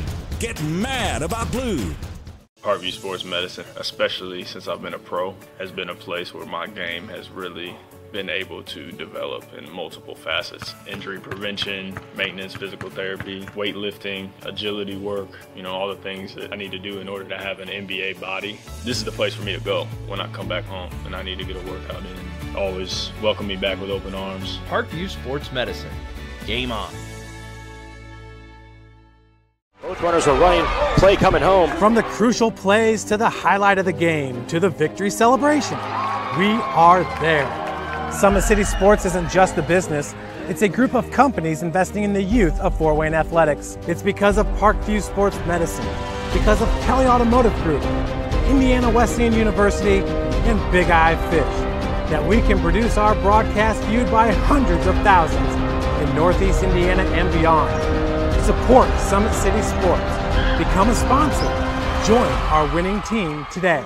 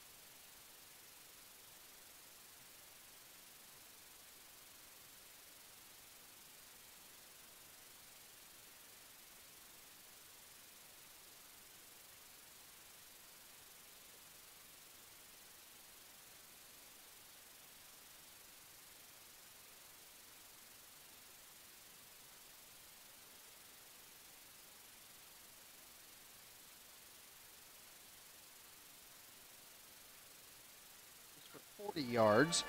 Jack Hartzog had 1 carry for 4 yards. Lucas Crone, 3 carries for 13 yards. Howie Steele, 2 carries for 6 yards. Devin Tittman, 2 carries for 20 yards. And TJ Tittman, 2 carries for 17 yards. So the Saints really spread the ball around in the first half, keeping guys fresh in the backfield. Did a nice job of substituting back there. It appears they're very deep at the running back position. Right. In the passing game, a little weaker there. 3 for 8 was Patrick O'Keefe in the first half for 54 yards. And then Brendan Lydell on the last series when he was in, 2 of 3 for 21 yards. And then Griffin Eifert's catch for 34 yards and a touchdown. We also had catches from a big half, really, from Blaine Houston. 3 catches for 26 yards. Didn't show up for a lot of yardage or scores, but he was kind of the glue that held the passing game together in the first half. And then a crossing route catch from Jack Hartzog as well for 15 yards. So that's the Saints' offensive stats in the first half.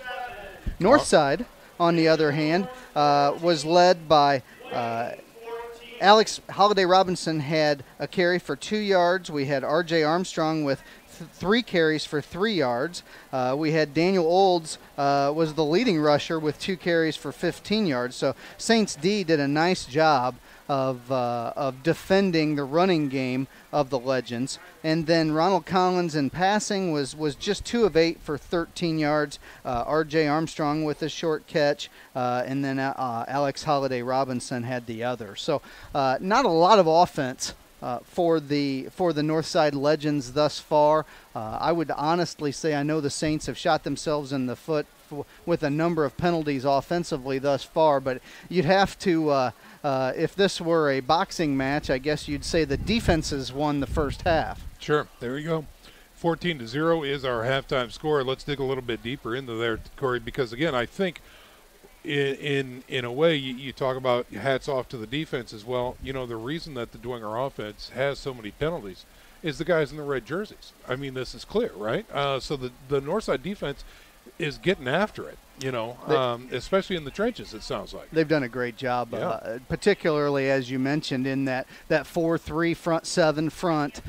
They've done a good job of getting pressure on the quarterback in the passing game, making Patrick O'Keefe very uncomfortable back there, it appears to me.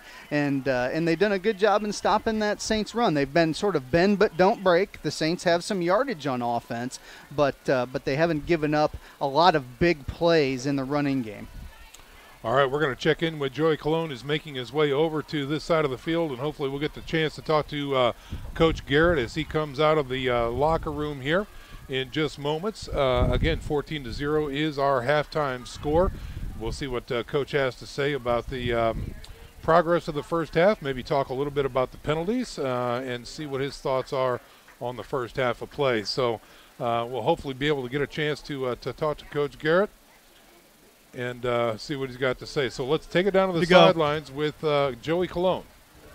I am here with Coach Garrett, head coach of the Bishop Dwenger Saints. Coach, what did you tell your players during halftime about all the penalties on the offense in the first half?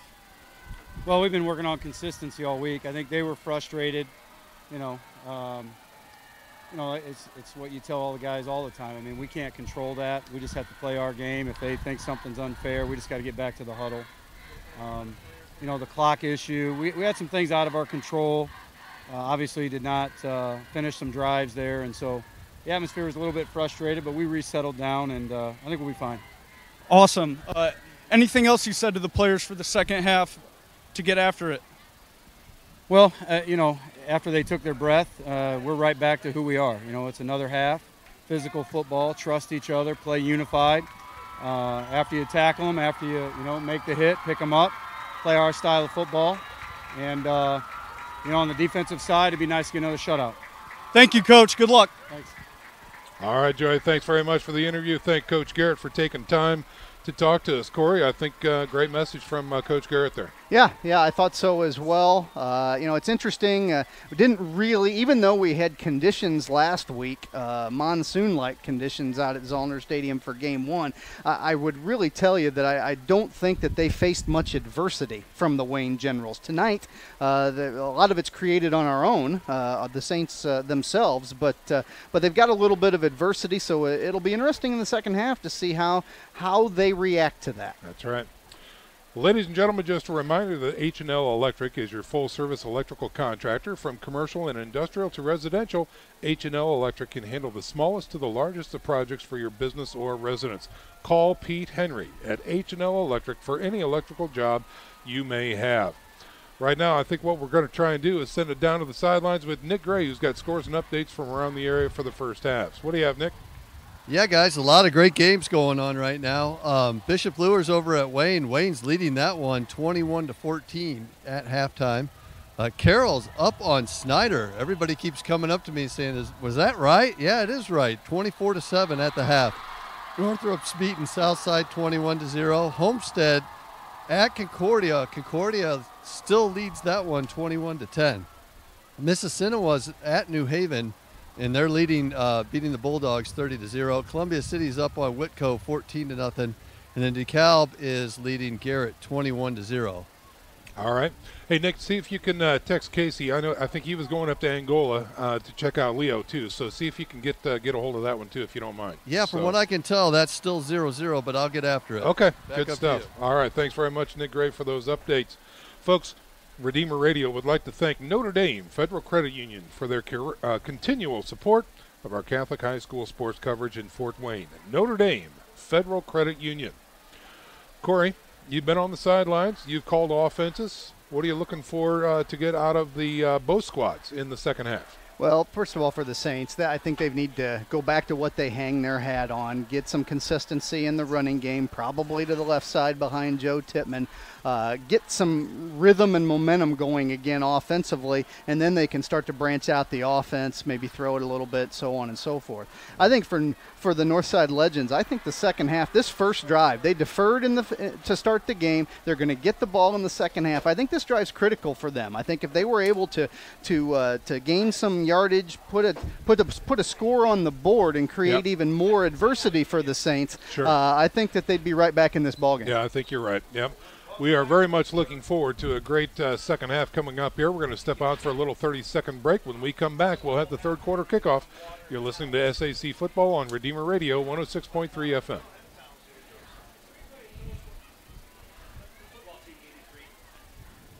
A running play coming home. From the crucial plays to the highlight of the game to the victory celebration, we are there. Summit City Sports isn't just a business. It's a group of companies investing in the youth of Fort Wayne athletics. It's because of Parkview Sports Medicine, because of Kelly Automotive Group, Indiana Wesleyan University, and Big Eye Fish that we can produce our broadcast viewed by hundreds of thousands in Northeast Indiana and beyond. Support Summit City Sports. Become a sponsor. Join our winning team today. Solutions there, so we'll be able to keep you updated as to where we're at on the clock with the scoreboard.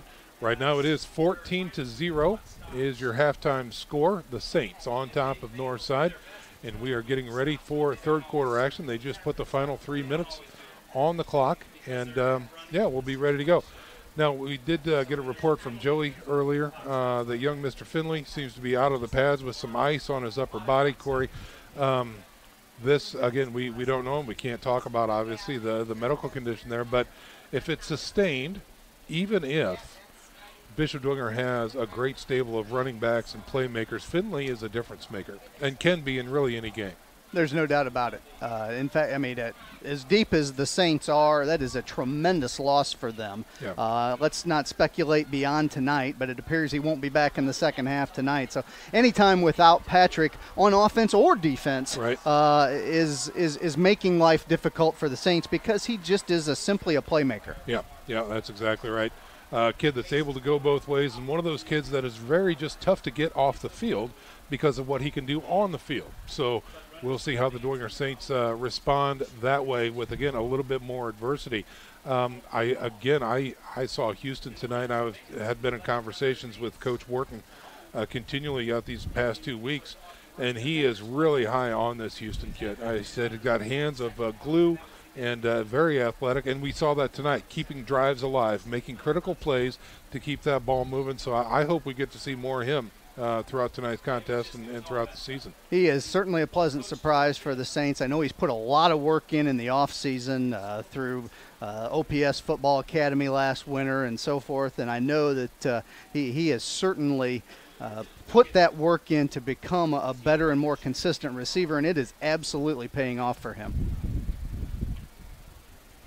Folks, the St. Felix Catholic Center in Huntington, Indiana offers one-day and overnight retreats with over 30 rooms. Be sure to visit Our Lady in her grotto and walk the 30 scenic acres. St. Felix is the former home of Blessed Solanus Casey. You can visit their website at sfcatholiccenter.com to schedule your next meeting or retreat. That's the St. Felix Catholic Center in Huntington, Indiana. All right, well, we have 20 seconds remaining in the halftime. And again, just in case you're just joining us, 14-0 is your score. Dwenger on top of Northside. Dwenger preparing to kick off to the Northside Legends. So the Legends will be on offense here to start the third quarter. And I believe, is that going to be Garrett or Filler coming out to kick this one away? Let's check a number on that. I believe it's Filler, number 99. So J.P. Filler will come in for the kicking duties. Looks like Holiday, Robinson, and Harris are back for the Legends to return this kickoff. Probably a big play right here. You know, we talked about the Legends offense getting rolling in the second half and gaining some momentum, being big. Well, I think it starts right here on the special teams play. The Saints have really owned special teams thus far, not only tonight but this season. And a return here in the kicking game would be big for the Legends. The ball is teed up, middle of the field on the 40-yard line. Saints kicking left to right. Sun is down, so the long shadows and the sunlight won't be a factor at this point. Beautiful night out here at Chambers Field. And here is Filler's kick. End over end kick, short one, taken near the 25, up to the 30, 35, out past the 35, dragged down near the 40. And a nice return that time by the Legends. Theo Redmond on the return. We've called his name a lot defensively. I'm wondering a little bit about the pooch kick. The Saints have been so good on coverage units this season and tonight. Why they would only kick it to the 30 and give up field position here. 10-yard return. The Legends are in business at the 40-yard line. Yeah, a short field here for the Legends. 60 yards to go. And here we have it. We've got Ronald Collins III as quarterback with a single setback, checking off to the right. Blitz coming from the outside. He checks off through the middle, throws it downfield. He's got a man overthrown and incomplete. Beautiful pass on the run that time by Collins and just couldn't connect. He did a great job of avoiding the rush, and I think the reason that wasn't connected down the middle was because of the blitz put on by one Devin Tippmann from his linebacker position, caused Collins to step up in the pocket, not quite as accurate when he did that. Yep. All right, Franklin was the intended receiver that time. He's in the slot on the right side this time again. 2nd and 10, and they look to throw. No, run pass option. He looks to throw. He's got trouble, throws it over the middle, incomplete. Oh, and a flag comes out. They're going to get Hayden Ellinger over the middle. Over the back. Yeah, a little over the back. Over the back at the basketball call. Oh, no, wait. Did they just call a legal man downfield against Northside? Maybe, I stand corrected. So it was not pass interference. Woo. Wow. Okay, well, that's going to go against the Legends on 2nd and 10. Good break for the Saints there. Yeah. They'll move the ball back to the 35-yard line on the illegal man downfield. That brings up 2nd and 15 for the Legends. Looking over to the sidelines, getting their play. The defensive line change, almost like a hockey line change there, Sean. Three new down linemen in for the Saints. And now we've got a whistle. We've got a false start against Northside. Wow. I don't know that I've ever seen defensive linemen run that fast unless the ball was snapped. They ran off and on pretty quickly. That must have been the quick group that was running off. That's right. Yeah. Well, another 5 yards to go against the Northside Legends. 2 5-yard penalties in a row now. Takes it back to the 30-yard line. Collins once again looking over to the sidelines. He's got a single setback. Looks like 2 wideouts are going to remain on the right side, 1 wide left. And a wing back on the right side as well. Collins from the shotgun. Looks right. Looks to throw. Checks off. He's got trouble. He's dancing. Looking for some room. Tries to get north and south. And finally gets buried after a 3-yard gain. Great job by the Saints in corralling Collins in the middle. He is at his best when he is on the move and the play breaks down. But Coach Kolkman's defense really corralled him in the middle of the field. We've got an injured Legend on the field. It looks like Landon Clarke, number 54, the offensive tackle. That's a big loss for the Legends. I believe he's their stalwart up front. In fact, I believe he possesses an offer to the University of St. Francis. And so he's a key guy up front for them. Hopefully he'll be okay. Returning starter, senior, 6'3", 274. And the trainers are coming out to check on him. So we're going to step out for a little 30-second break here. 14-0 is your score. Third quarter action here with 11:28 remaining in the third quarter. Saints on top of the Legends. We're back in 30 seconds. You're listening to SAC Football on Redeemer Radio, 106.3 FM. Runners are running, play coming home. From the crucial plays to the highlight of the game to the victory celebration, we are there.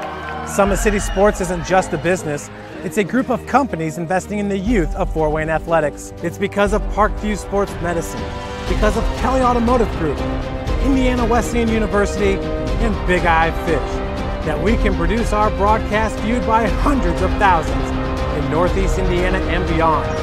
Support Summit City Sports. Become a sponsor. Join our winning team today. Off the field, walked off kind of pretty much under his own power, and we are back to live action. 3rd and long for Northside. Snap, throw, flats. Oh, in and out of the hands of the receiver. Just a tad behind him, but highly catchable, and that one is going to fall incomplete. And they had it. They had, well, we've got a holding on the field anyway, but that was intended for Jordan Turner, freshman wide receiver who I know Coach Kolkman for the Saints was really concerned about him. He's the deep threat for Northside, and they had him. Yeah. It just was through his hands. Yeah, he's a burner. And another flag on the play. It looks like that's going to be declined and bring up a 4th and 17 for the Legends now. Ball resting at the 32-yard line. Actually 4th and 18, but it's okay. Harrison to punt.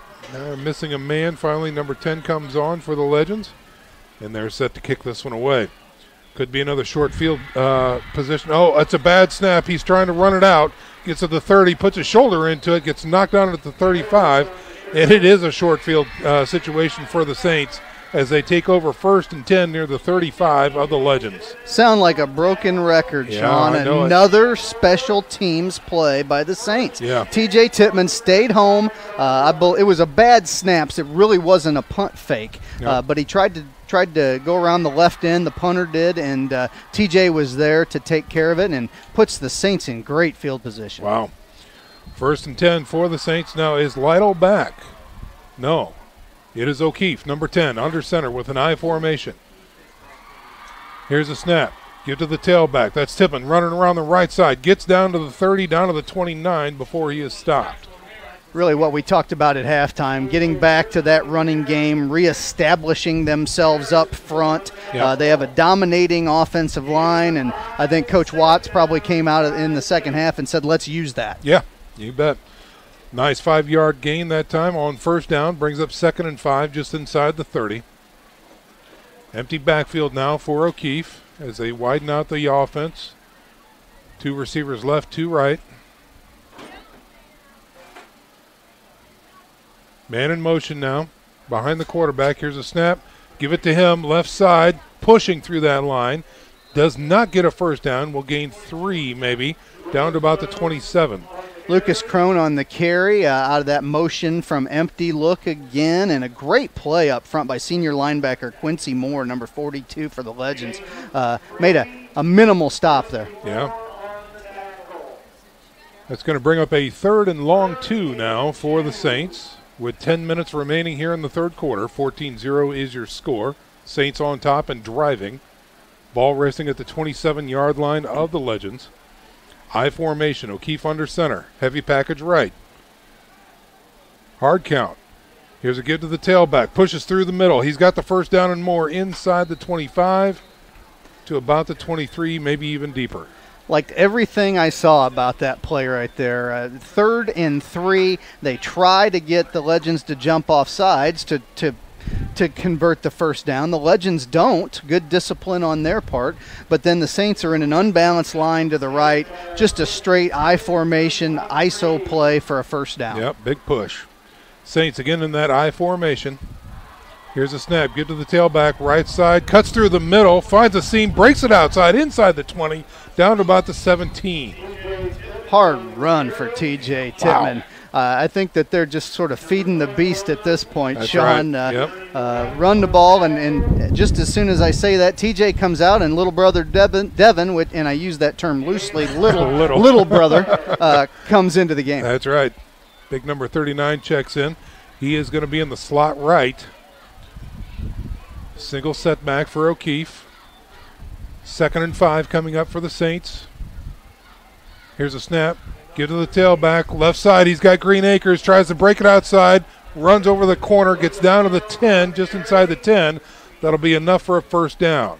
Lucas Crone again. A good hard run. I think it was intended to be sort of up the middle. He didn't have much daylight, so he bounced it out to the left and found some.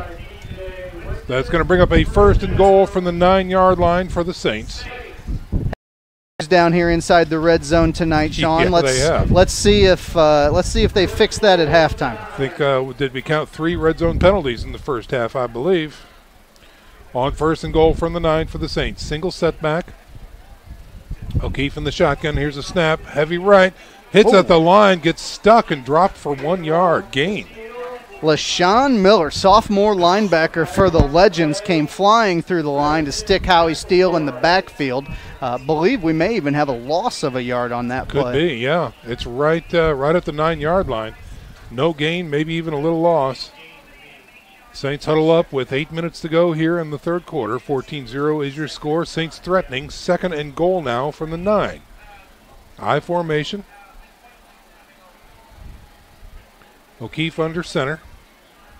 Hard count. Here's a snap. Tailback, right side. Big push inside the 5. Still on his feet. Still grinding. Down to the 4, the 3, the 2. And he is going to be whistled down at about the 2-yard line.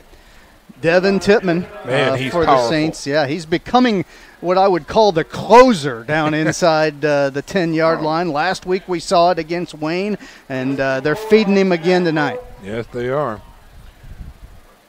So they're going to mark it at the 3-yard line. 3rd and goal from the 3.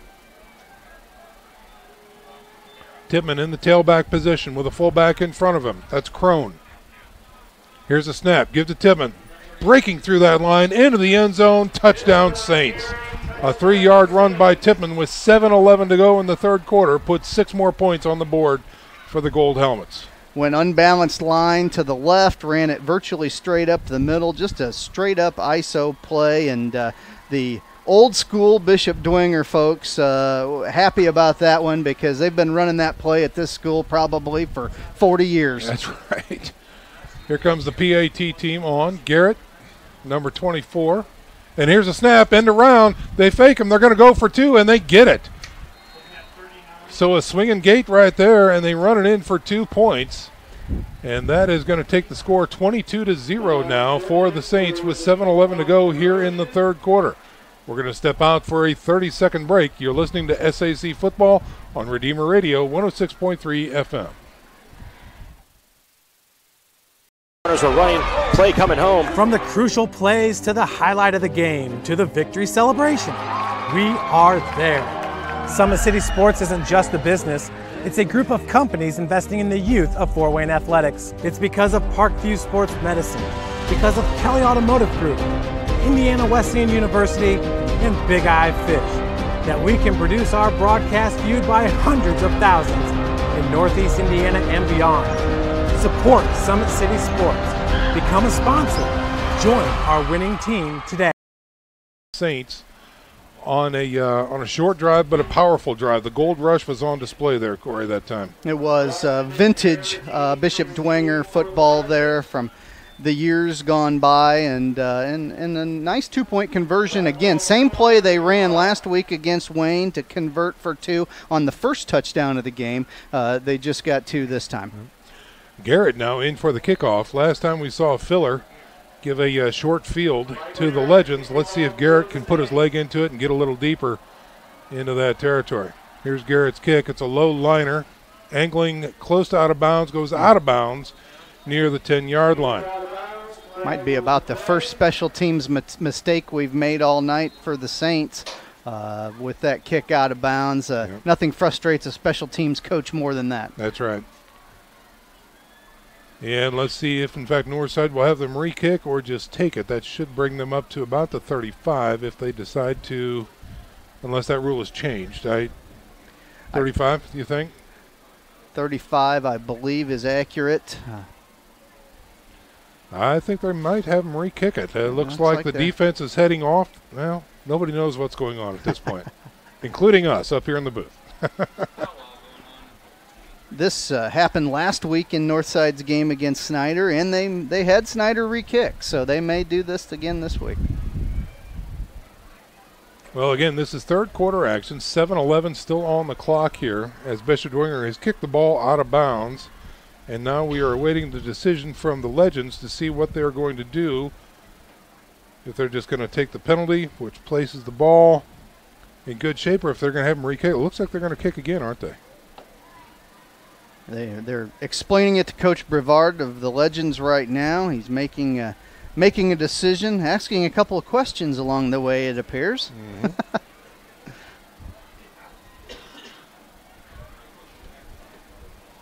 You wouldn't anticipate it would be that long no. a discussion on simply a flag on the kickoff, but maybe there's more involved than we know.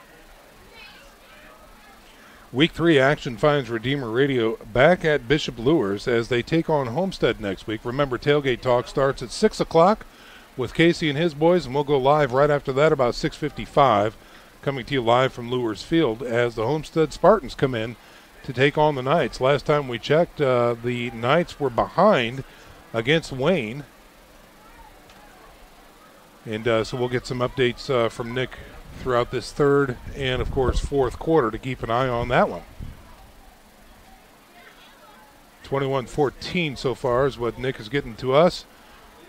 The Wayne Generals on top of the Bishop Luers Knights so far. Next week they'll take on Homestead, and Homestead was behind against Concordia. Is that correct? We should probably just have Nick give us an update, but let's see what's happening here. It looks like... All right. The way I understand it is I believe the ball would have been placed at the 35, but I believe there was a personal foul on Northside, which backed it up another 15 to the 20. First and 10 from the 20-yard line for Northside now. Got a little man in motion moving right to left, and here's a quarterback keeper, breaks it to the outside left, spins out of one tackle, gets a nice gainer out to about the 28, 29-yard line. We've been waiting for Ronald Collins III to get loose all night on that quarterback keep off the zone read look, and he found some yardage there, albeit not a huge gain, but a big one by Legend standards thus far. Well, and you can do a lot on second and short here, so let's see what they come up with here. Looks to be about a gain of 8, maybe 9. Again, man in motion, moving right to left. Now going back left. Here's a quick give up the middle. They've got the first down. Spins out of the first tackle, but not the second. And he is smothered by a host of Saints. I really like what I see from the Legends from a scheme standpoint on offense tonight, Sean. They've done a nice job. They're using that little H-back in motion. They're running some inside wham plays, some trap plays in the middle. Using the quarterback on the zone read, just some really nice scheme things to get their best playmakers the ball in some space. That's going to bring up a 1st and 10 for the Legends. Ball resting at the 34-yard line. They've got the play, and here we go. Single set back. Again, a wing back. This time he stays put. Option, now he goes left side. Quarterback has the ball, looks to make some room. Gets hit in the open field and dropped near the 38-yard line.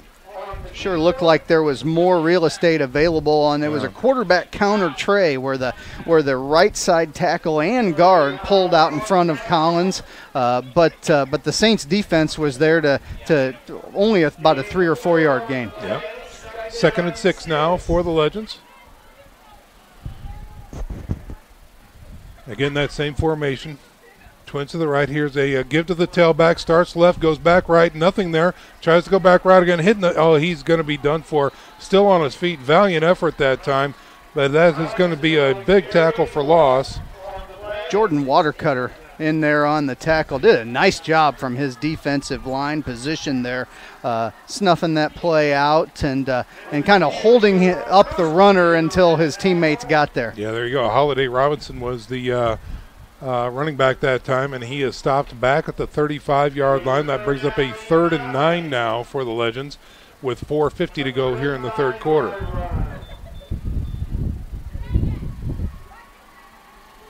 Collins in the shotgun on 3rd and long. Fake, goes right, looks to do it himself, and he goes nowhere. That'll be maybe a yard gain that time. Another quarterback keeper on the zone read look. Hayden Ellinger was not in on the tackle right there, but he was the person that set the edge on the contain and actually made that play. Yep. He turned that quarterback inside to his defensive line teammates. Couldn't get outside, stayed his course, and then everybody showed up to help. So again, now we've got 4th and 9 coming up for the Legends, and the offense stays on the field. The ball is at their 35-yard line. And here's Collins the third from the shotgun. Play action, no, decides a quick give through the middle and not much there. Interesting play call on 4th and 8 or 9. That's going to do it for the drive as it stalls at their own 38-yard line. So another short field situation coming up for the Saints. It almost appeared that they did not know it was 4th down. Right, exactly. That's a very curious call. So the Saints come back out on offense. 22-0 is your score. Just under 4 minutes to go here in the third quarter, and Patrick O'Keefe, number 10, comes in to quarterback the Saints. Another short field for the Saints, Sean. Yeah, talking about it all night, Corey. I tell you, whether it's special teams or defense, they are setting the Saints up every time. O'Keefe is going to be alone in the backfield with 4 wideouts, 2 left, 2 right. Here's a snap. Short drop, quick slant, and, tip drill, no good that time. Intended receiver was number 14 for the Saints, is that right? Yeah, in and out of the hands of Connor Chrisman there. Yep. O'Keefe led him just a little bit too far, and I think Connor actually paid the price for that with a shot in the ribs. He did take a shot. You bet he did. All right, so 2nd and 10 now for the Saints on the incomplete pass. Again, ball resting at the north side, 37. Little different formation, single setback, 2 receivers right. Here's a snap, give to the tailback running right. He's got some room. That Steele gets to the 30, the 25, and downed near the 23-yard line. Steele put on some jets there, Corey. Howie Steele, I'm not sure that prior to this junior year we've ever seen Howie as a running back in the Saints program, and they put him in the backfield this year, started to show some signs of being very good back there during the scrimmage a couple of weeks ago, and has continued that this evening. That'll be a 1st and 10 coming up for the Saints after Steele's run. Ball now at the 23-yard line of north side. O'Keefe in the shotgun with a single setback. Here's a snap. A little draw given to the tailback through the middle. Flag comes out. Jack Hartzog on the carry straight up the middle. The white hat threw it, and that's going to be another hold against the Bishop Dwenger Saints. The officiating crew knows what a hold is, Sean. Yes, they do. I don't know how else to say that. That's right. They do. Well, folks, just a reminder, the Hubcap Express is the expert in run-flat tires and plus-size fitment. Do you need your rims straightened? Hubcap Express fixes bent wheels. For all your tire needs, visit Hubcap Express, located at 606 West Coliseum Boulevard and on the web at hubcapexpress.com. Third quarter action here, 3:03, 22-0, Saints on top and driving. The penalty sets them back. Ball is now resting at the 32-yard line.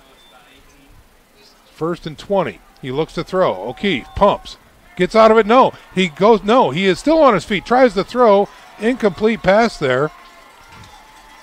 And that will not be an intentional grounding. O'Keefe got sacked nearly twice on that play, but somehow got out of it, got the ball into the air, and created an incomplete pass. Second man through for the Legends was Quincy Moore, senior linebacker number 42. Did a great job of getting a piece of O'Keefe's arm as it was coming forward, and it led to just a very short pass. Ball again resting at the 32-yard line. They need to get down to the about the 14 for a first down. It is second down now after the incomplete pass. O'Keefe again in the shotgun. Man in motion now is Fosnall. And it is the jet sweep left. Fosnall, does he break contain? No, he cannot get around the edge. And he is tackled back near the 40-yard line. Markel Long for the Legends, senior defensive back, came in, set the edge and contain, made that tackle.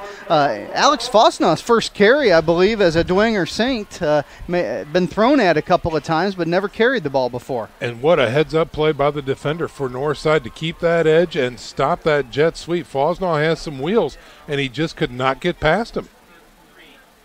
So another loss on the play. Ball now resting back at the 37-yard line. Loss of 5 on the play. Empty backfield for O'Keefe. Looking to throw now. Looks to throw. Brings it down. Throws a deep one, long one to the corner. He's got a man off the shoulder pads and incomplete.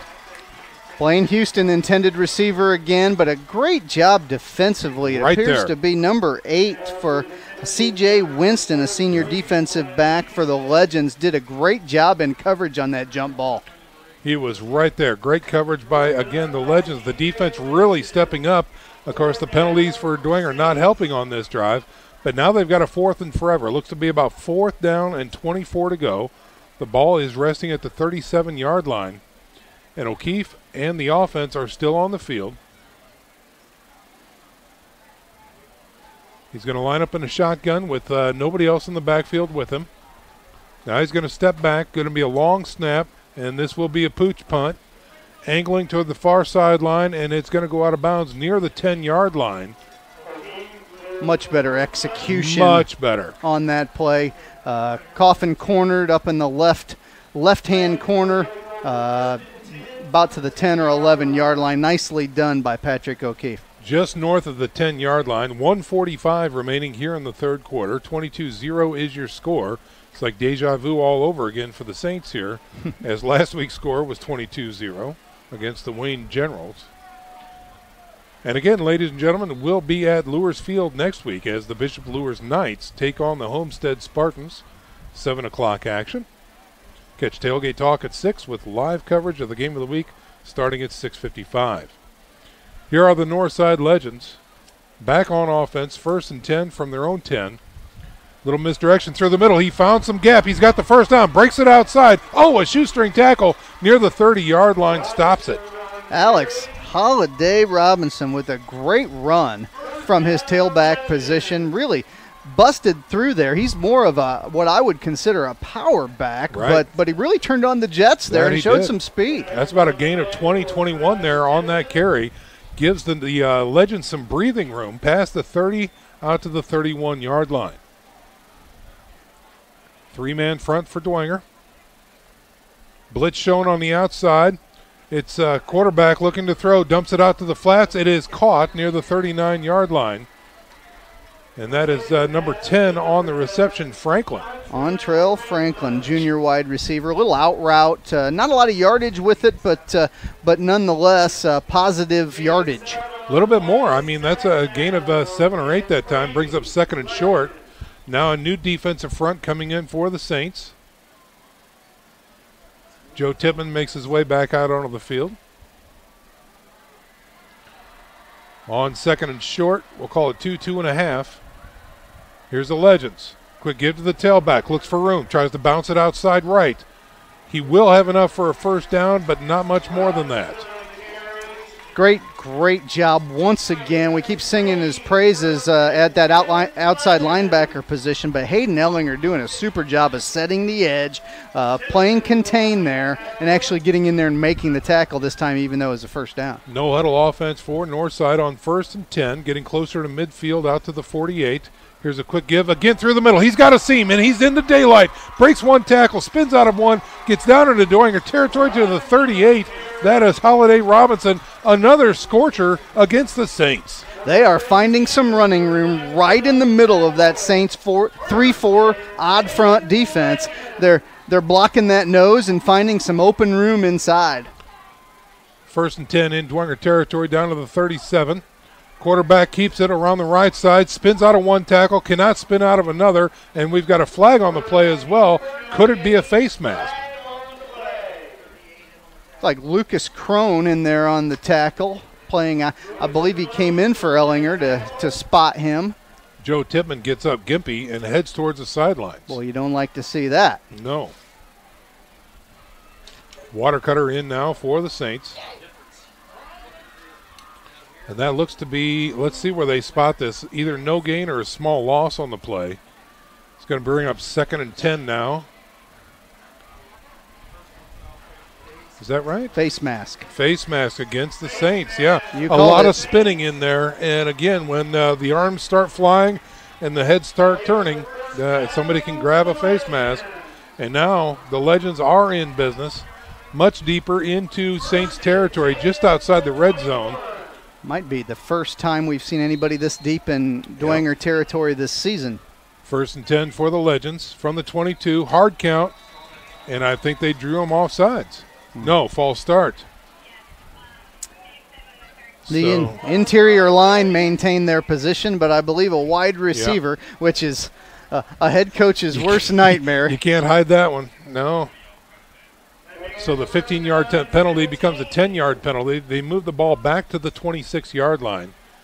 And it looks like that might do it for the third quarter, ladies and gentlemen. As there's zeros on the scoreboard, they blow the whistle, and it's time to change sides. 12 more minutes of play. 22-0 is your score. Northside threatening to start the fourth quarter. We're back in 1 minute. You're listening to SAC Football here on Redeemer Radio 106.3 FM.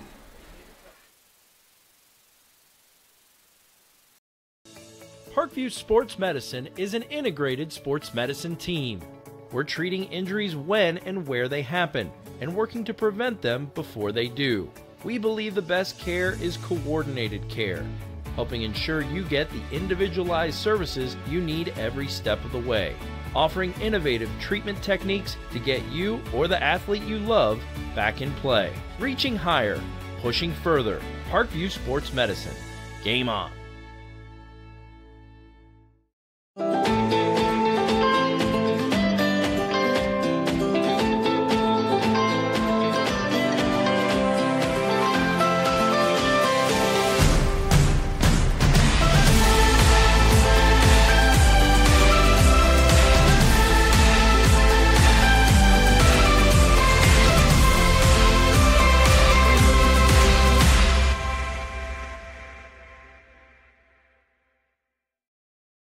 On top of Northside. Northside is threatening, however, putting together a nice sustained drive here, and they are looking now at 1st and 15 after the illegal motion penalty from the 26-yard line of the Saints. From the shotgun, here's the snap. Tailback, no. Quick throw, a screen pass, left side. Can he get out of it? No. He is hit at the line of scrimmage and driven back. He might have 3, maybe 4 yards. Robinson on that screen play reception. Just a quick screen out to the left side. Brendan Lydell did not make the tackle, but he did a pretty good job of slowing the ball carrier down so the rest of his teammates could. Now they haven't moved the stick. Okay, there the stick goes. Okay, so that's going to bring up 2nd and 11 now for Northside. So gain of 4 on the quick screen to the left. And now here comes Collins and company on offense again for the Legends on 2nd and 11. Heat coming from the Saints. Collins hit, and he goes down. Really nothing there interiorly, and the pressure from the outside finally collapsed the pocket. Yeah, defensive line of the Saints did a nice job of standing that up, and then Devin Tippmann, who was coming from his outside linebacker position, actually came in from behind the play to finally make the tackle. No gain on the play, brings up 3rd and 11 now for the Legends. Again, 4th quarter action, 10:50 remaining here in the contest. And it looked like Daniel Olds checked out for the Legends. Getting some air. 5, 4, 3, 2, 1. The Legends are going to have to burn a timeout here. That's all there is to it. They took too long to call that play. So we're going to reset. 10:32 is your score. 22-0. Check that. 10:32 is the time left. 22-0 is your score. The Saints on defense right now looking pretty good. Corey, they let the Legends go down the field, but now that the field is short, the Legends seem to have a harder time, and now they're facing 3rd and 11. Yeah, it's a great opportunity for Coach Kolkman, the defensive coordinator of the Saints, to really kind of find out what his group is made of down here in the red zone. They're going to have some of this type of adversity throughout the course of the season. They're up 22-0, so there's not a lot of pressure here, but it gives them a great chance to work on that red zone defense, and they've sort of bent on this drive, but they haven't broken yet. That's right. And, of course, everybody wants them. Especially that defense, they want to preserve that shutout as much as they possibly can. Let's take a look at these next couple plays. I know we're itching to get to Nick. He's got some updates for us, but the timeout is now over. The Legends come back. This is a critical 3rd and 11 right now. This could be 4-down territory for the Legends, almost assuredly is, but let's see what they do here on 3rd and 11 from the 22-yard line of the Saints. Single setback. Wing now goes out to the slot right. Oh, it's a low snap. It's on the ground. He picks it up. He's looking to throw. Goes into the end zone. It's a long pass. Thrown. Touchdown. It is caught. Beautiful catch that time by the Legends on Charles Franklin with a 22-yard catch. Fantastic play by quarterback Ronald Collins III. He picked up the snap off the ground, had the presence of mind to maintain his composure and make a great throw just over the outstretched hands of 2 or 3 Saint defensive backs. That should make the highlight reel for sure this week. That was a beautiful, beautiful display of composure by Collins III. That was really something to watch there. 22-yard strike for Northside, and they are on the board here with 10:26 to go here in the 4th quarter, and now they're going for 2. Here's a snap. He looks left, throws it, slant. It is caught. Touch. Yeah, it's good. The PAT is good for 2. So 10:26 remains. 22-8 is now your score. The Legends answer with 10:26 to go here in the contest. We'll go ahead and keep things right here and send it down to Nick Gray, who's got some updates from around the area. Well, yeah, guys, Wayne is beating Bishop Luers 28-14. That's in the 4th quarter already. And then Carroll is still leading Snyder 24-7. Northrop's up on Southside 21-0. Homestead's come alive out at over at Concordia. That game is now 20-16 with Concordia still maintaining the lead. Angola's leading Leo 12-0. And then the other game that I'm following is Columbia City's beating Whitco 14-0. Back up to you guys. All right, Nick, thanks very much for those updates. We'll check in with Nick before the end of the contest and get you all wrapped up from around the SAC as best we can. A reminder, we'll be back with Bishop Luers next week as they take on Homestead. Could both of those teams come into next week's contest with L's? That's a great question. And what kind of shape is Luers Field in? Well, greater question. That might be a bigger question after last week. Mm-hmm. All right, here is Northside getting ready to kick off from the 40 and the right hash mark.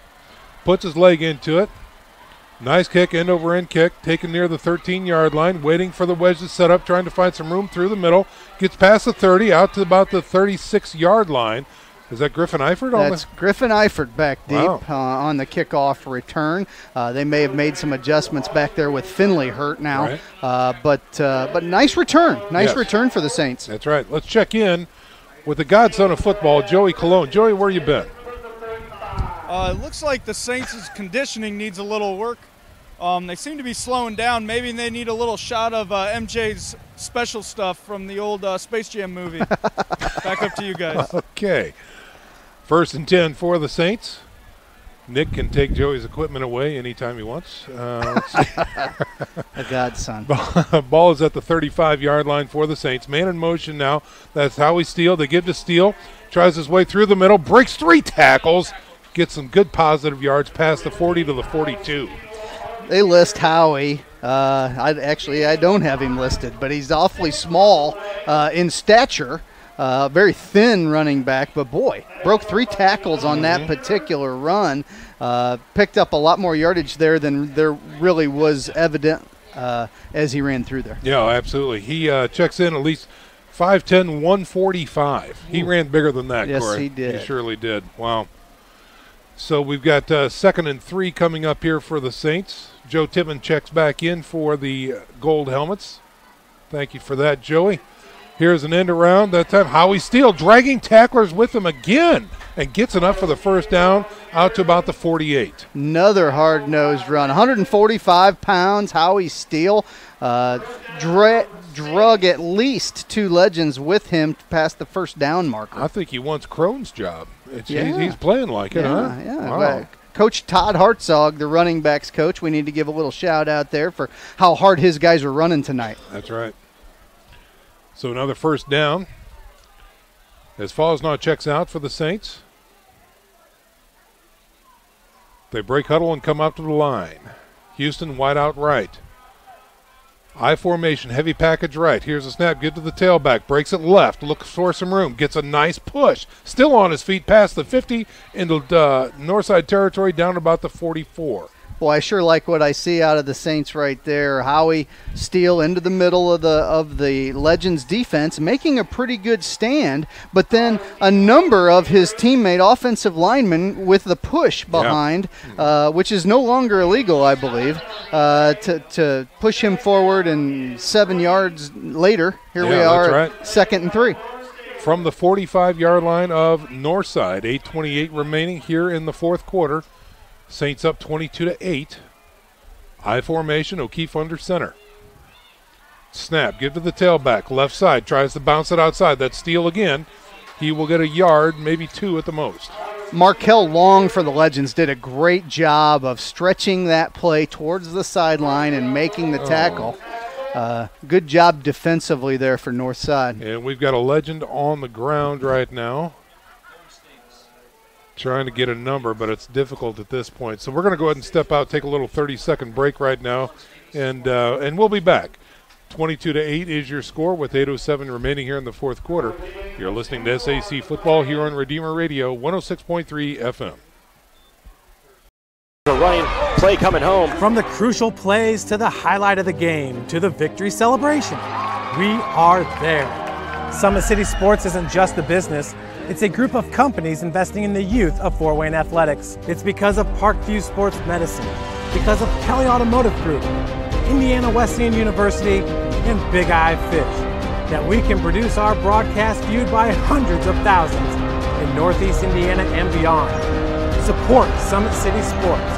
Become a sponsor. Join our winning team today. And we'll have a seat on the bench over there. Lawrence is he's a defensive leader for the Northside Legends.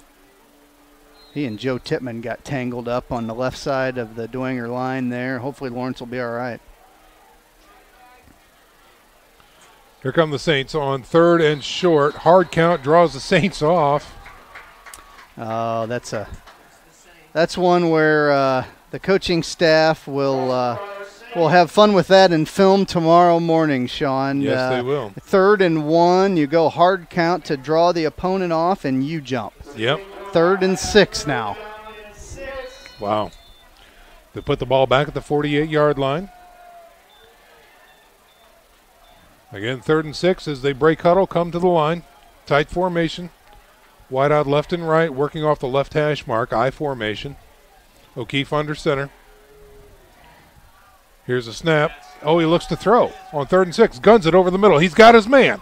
It is caught for a first down. Number 98 there, Corey. Vinny Tippmann makes an appearance at the tight end position. Tight end. He's been blocking hard for 2 weeks, but ran a little choice route right over the middle, turned around, showed his numbers to Patrick, and Patrick threw a strike in there. Yeah, throw a dart, and it was good. 1st and 10 coming up now for the Saints. Ball now resting at the 37-yard line of Northside. Clock continues to grind down, 22-8 your score. Saints on top and driving. Alone in the backfield is O'Keefe. Now a man in motion is Steele, and they give it to him. Inside sweep, nothing there. Good stick by the interior line of Northside that time. Great job defensively there. It appeared number 42, Quincy Moore, that senior linebacker that we've called his name a lot tonight. Did a nice job. Ball resting at the 36. Yeah, well, gain of minimal gain there. We'll still call it second and we're going to have 2nd and 9 now. O'Keefe again under center with that I formation. Here's a snap, get to the tailback, left side, looking for some room is Steele. He'll get down to the 35, so again, not much there, another yard gain. Another great job by the Legends defense. They ran behind that unbalanced line to the left, the Saints did, and again, Quincy and his teammates were there. Quincy Moore doing a great job defensively for the Legends. Steele checking out and getting a blow right now for the Saints. And you have to wonder if Mark Watts is really just trying to grind down the clock as much as possible and then giving the opportunity to O'Keefe to pass on some 3rd downs here. Well, let's see. He is on 3rd and long, looks to throw. Oh, now we've got a whistle and a procedure call against the Saints. Wow, been pretty sloppy here this evening. Wow. Offensively for sure. And again, you can't turn 3rd and 8 into 3rd and 13. No, it's hard enough. So how many bullets and how many feet do they have? Because the Saints have been shooting all night. 3rd and 13 now, ball resting at the 40-yard line. As an offensive coordinator, you look down on your play card. There's not a lot on there at 3rd and 13, Sean. There surely is not. You're going to have to rely on some athleticism at this point. 2 wideouts to the right, 1 wide left, and a single setback. O'Keefe looks to throw. Pressure comes, throws over the middle, and it is, nearly caught, but off the hands of the crossing route there. I think that was tight end number 85 going up for that catch. Braden Groves, I haven't seen him in the ball game much tonight, but had an opportunity there to make a play, but just off his outstretched hands. Looks like we had a flag maybe on the far side. Yeah, very far side of the field. It kind of blends in with the sidelines over there, but I'm just catching it. So did they line up? Is it an alignment issue is the question. Appears to be on the Saints. Shocker. Another procedure penalty against the Saints. Wow. Well, while they walk that off, again, just a shout out to our friends out there in Notre Dame Federal Credit Union. We'd like to thank Notre Dame FCU for their continued support of Catholic high school sports coverage in Fort Wayne. That's Notre Dame Federal Credit Union. Appears they declined that penalty, Sean. Must have been maybe an illegal motion instead of legal procedure potentially, and they're forced him into a 4th down, and looks like we're going to see the Dwenger punt team. 4th and 13. And I believe, is this the first punt of the day for Dwenger? Filler. They snap it, he kicks it, but a flag comes out before they blow the play dead, and it's another procedure penalty against the Saints. It's probably the Saints' 3rd punt, but the first one by the punt unit. We've had a couple of punts from the quarterback. Good call. That's right. Yep. 5:21 remaining in the contest. 22-8 is your score. Dwenger on top and north side. And now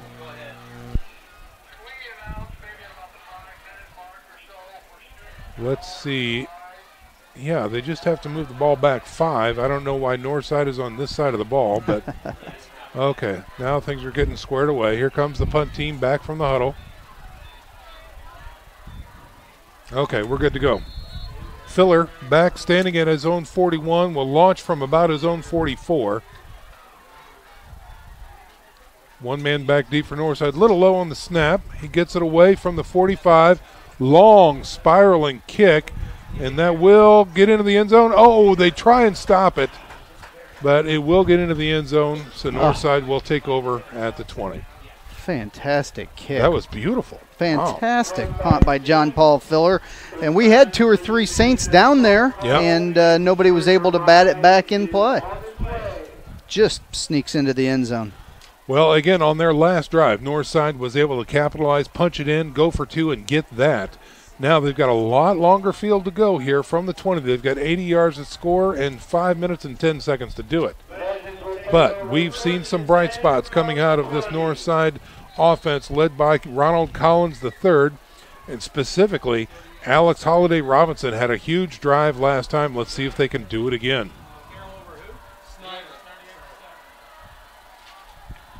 Here's a snap from the shotgun. Give to Robinson, looking for room through the middle. He has his shoestrings tongue and now gets to the outside, breaks another tackle. Takes 2 more Saints to bring him down.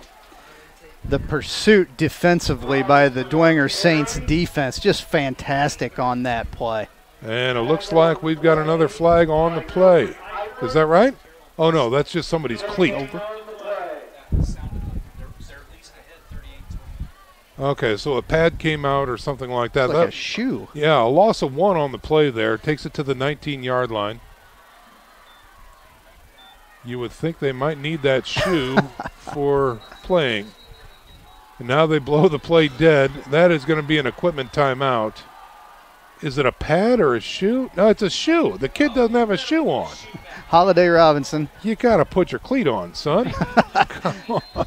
In the pursuit that took place on the last play, I think he got his shoe yanked off, Sean, and just threw it to the sideline and wanted to continue. I like that. I like it. That's moxie right there. There you go. I'll tell you what. All right, on 2nd and 11, he looks to throw, guns it over the middle, and it is picked, and no, it is caught, excuse me. Great catch, picked out of the air by number 4 that time, R.J. Armstrong. Phenomenal throw and catch by the Legends right over the middle, found a little soft spot in the Saints D. Big play. So is this a 2-minute offense coming up by Northside? 1st and 10 now from the 42. Here's a snap. Quick on the ground through the middle. Not much there. He's going to be stopped at the line of scrimmage.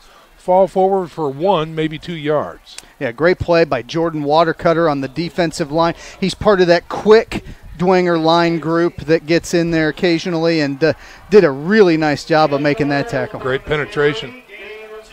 Gain of 2. Bringing 2nd and 8. Heat showing. They back off the play. Audible being called by Robinson. Collins, check that, sorry. High snap, but he's got it. Looks to throw, looks over the middle, going deep. High spiral, arching, over, and picked off. Dwenger's got the ball at the 20, the 25. He's running back to the 30, the 35, the 40. He's got blockers at midfield, runs into his own man, goes down to the 40, at the 35, still on his feet, and tackled in Northside territory back at the 32. T.J. Tippmann made a phenomenal defensive play back there. There appears to be a flag down, but he came over the top of the receiver to make that interception. We're going to find out if he may have interfered on his way there. Is it coming back is the question. I missed the white hat. I think, did he had a preliminary call there? I missed it. Missed it as well. And that's okay. The Saints are sending, it appears, the offense back on the field. But they're going backward to Saints territory, not Northside territory. So could be that the pushing the back. Yeah, that the interception counts. Yeah. First down, yes. Yep. Yeah. Pushing the back after the interception took place. Yeah. Okay. On the block, those defenders that block after the interception. And that's going to drive it deep into Dwenger territory. And they are going to mark it just north of the 10-yard line to about the 12. Well, we've got 3:09 remaining in the contest. 22-8 is your score. Dwenger on top, coming off of a huge T.J. Tippmann interception. But the penalty moved it back to the 12. They should be in Northside territory right now. So a really massive, massive penalty there. But let's see what they can do here on offense to could be wind down the game here. Let's see. Here's O'Keefe on the ground. TJ, or check that, Steele. I was thinking of TJ Steele. That's Howie Steele. Little brother on the carry that time. Around the right side. Cousin, actually. Cousin, okay. There you go. Not much there. Gain of 3, maybe 4. And now we've got a timeout on the field called by Northside. So that gives us an opportunity to take a breath as well. We're going to step out for a little 30-second break. Fourth quarter action, 2:59 to go here in the contest. 22-8 is your score. Dwenger on top. You're listening to SAC Football on Redeemer Radio, 106.3 FM. Runners are running, play coming home. From the crucial plays to the highlight of the game to the victory celebration, we are there. Summit City Sports isn't just a business, it's a group of companies investing in the youth of Fort Wayne athletics. It's because of Parkview Sports Medicine, because of Kelly Automotive Group, Indiana Wesleyan University, and Big Eye Fish, that we can produce our broadcast viewed by hundreds of thousands in Northeast Indiana and beyond. Support Summit City Sports. Become a sponsor. Join our winning team today. Score, the Bishop Dwenger Saints on top of the Northside Legends with the ball.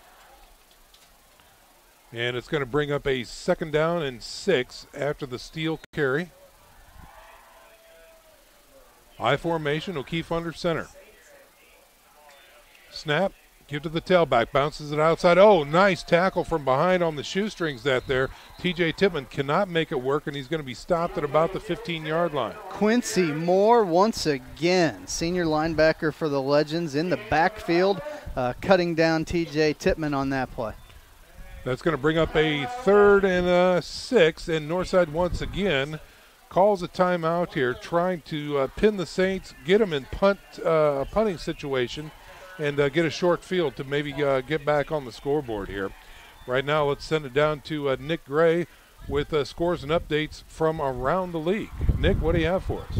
Well, the biggest thing I have, guys, is that Carroll is actually beating Snyder now 38-7. Man, oh man. Less than 8 minutes to go in that game, and then they just got a pick. So that's all Carroll tonight out there in the 4-5. Anyhow, Wayne's beating Lures 28-14. Another interesting one is still holding 20-16 Concordia over Homestead. Back up to you guys. All righty, the timeout is over. And the Saints come back to the line of scrimmage with 2:51 remaining in the contest. O'Keefe's under center with an I formation behind him on 3rd and 6. Give to the tailback, dancing through the middle, breaking it to the outside right. Great run that time, big scrum. And the whistle blows. Did they get a turnover? It looks like Northside has the ball, but I think they blew the play dead prior to. And it's going to be close to a 1st down. I think he might be shy, though. T.J. Tippmann on the carry. Great job once again. Quincy Moore. Theo Redman as well, junior defensive back number 9 for the Legends, in on that tackle. They stood him up and tried to strip it, but the whistle may have taken place before that happened. We're going to check in with Joey Colon. Again, this is a new broadcast team for us, and Joey's got sideline responsibilities down there. Joey, give me your takeaway for your first game working the sidelines here with Redeemer Radio. It's been a great experience down here on the sidelines. Coached down here a couple of years ago. It feels great to be back here. Corey upstairs in the box didn't give me very many responsibilities in my coaching tenure. So it feels great to be part of the team. It looks like I might have an extra job as a new Nostradamus. I told you guys in the pregame that maybe the kids just want to play without cleats on, and we had a kid try to do that here in the 4th quarter. That we did. Good call. Back Good up call. to you. All right, thanks very much. Joey Colon, our sideline reporter tonight. And so they had to come out and take a measurement. The Saints were just shy. And so that's going to bring up 4th and inches. And here come the Saints on offense from their own 22-yard line. I formation. This is a statement play right here. Quick blast right through the middle. Tailback has it. More than enough for a first down past the 25-yard line. Who was that big boy? Was that T.J. McGarry? Yeah. They needed a 1-yard carry on 3rd and 1 to move the chains. And who do they send in? Yep. The big fella. Send in the muscle, and he got it done. So the clock is now a real enemy, along with fresh set of downs for the Northside Legends here. 1st and 10 for the Saints. Out to about the 27-yard line off of McGarry's run that time. Going to see a steady dose of I formation, isolation plays here. That's right. Northside down to 1 timeout remaining here in the contest. Here's a quick give right up the gut to the tailback off the I formation, just as Corey described. Gets out to the 34-yard line. Believe we've got T.J. Tippmann again in the backfield. Yep. Behind the block of Lucas Crone at fullback. That's what it is right there. Number 25 getting up from the bottom of the pile. And it looks like he's coming off. And Howie Steele coming back. Oh, no. Yeah, that's Howie Steele coming on. Mm-hmm. Gain of 6 that time for Tippmann. And a late substitution come in as Houston checks out. On 2nd and 4 for the Saints. Again, I formation, double tights. Left side, just a quick blast. Gets out to maybe the 36-yard line. Gain of a couple. Going to bring up 3rd and short with just over a minute remaining in the contest. Hasn't really gone the scoreboard hasn't gone the way of the Legends tonight, but Sean, I think they've got a lot to build on. There's been a lot of fight in this group, a lot of things offensively that I like. Defensively, they've created some trouble for the Saints. I think this Legends program's heading in the right direction. I think you're right, and when you look at them, Court, this is a young squad. This is not a heavy senior-laden squad, so I think Coach Brevard has a lot to work with here, and they will steadily improve. And they're going to get some W's under their belt for sure this season if they continue to play like this. Here's another quick blast through the middle. McGarry. Yeah, McGarry this time. Gets enough for the first down. They'll stop the clock with 25 seconds remaining. Place the ball at the 41-yard line, and it's basically academics at this point.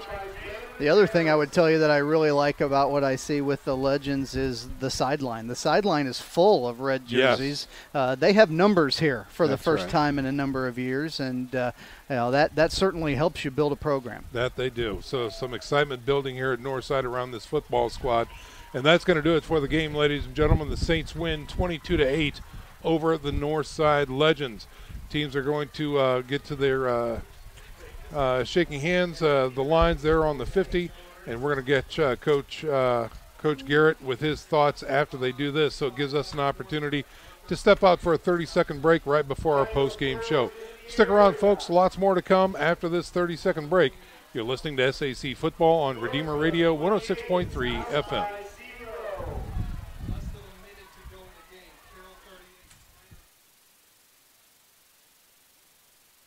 First time I've been able to do this kind of more complete understanding or view of your body. One of the things that's really important about this is that it's kind of legitimizing us as athletes. Parkview Sports Medicine. Game on. It's the comets. Comets falling from the sky. Comets falling from the sky. Comets falling from the sky. Comets falling from the sky. Comets falling from the sky. Comets falling from the sky. Comets falling from the sky. Comets falling from the sky.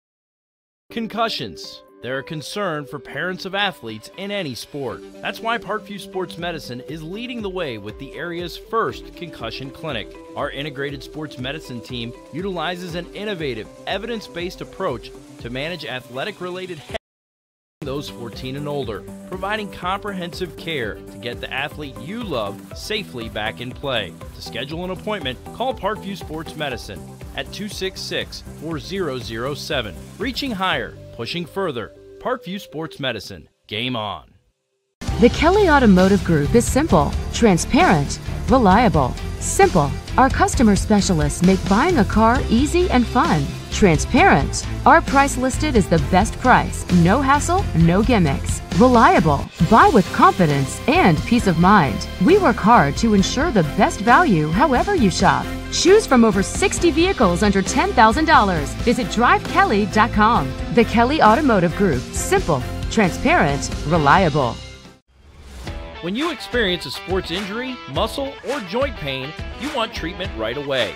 Parkview Ortho Express provides same-day orthopedic and sports injury care without referral or appointment, offering diagnostics, x-rays, the region's only body composition DEXA scan right inside of the Sport One Parkview Fieldhouse. Walk in Monday through Thursday, 7 to 7, Friday, 7 to 5, and Saturday, 8 to noon. For more information, go to parkviewsportsmedicine.com/orthoexpress.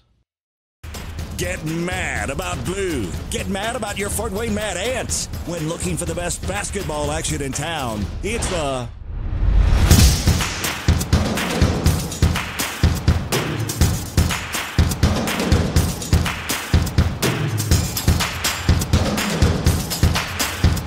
Go to FortWayneMadAnts.com for the complete game schedule. See your Fort Wayne Mad Ant in action. Get mad about blue. Parkview Sports Medicine, especially since I've been a pro, has been a place where my game has really been able to develop in multiple facets. Injury prevention, maintenance, physical therapy, weightlifting, agility work, all the things that I need to do in order to have an NBA body. This is the place for me to go when I come back home and I need to get a workout in. Always welcome me back with open arms. Parkview Sports Medicine. Game on. Both runners are running, play coming home. From the crucial plays to the highlight of the game to the victory celebration, we are there.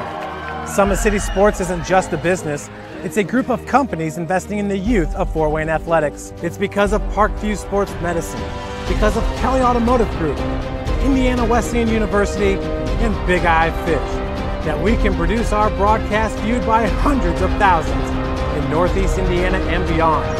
Support Summit City Sports. Become a sponsor. Join our winning team today. But kudos to Coach Todd Hartzog, the running back coach of the Saints. He has a lot of running backs in his stable that are varsity football ready. Yep, no, absolutely right. So it'll be very interesting to keep following the Saints this season. Next week's folks, just a reminder.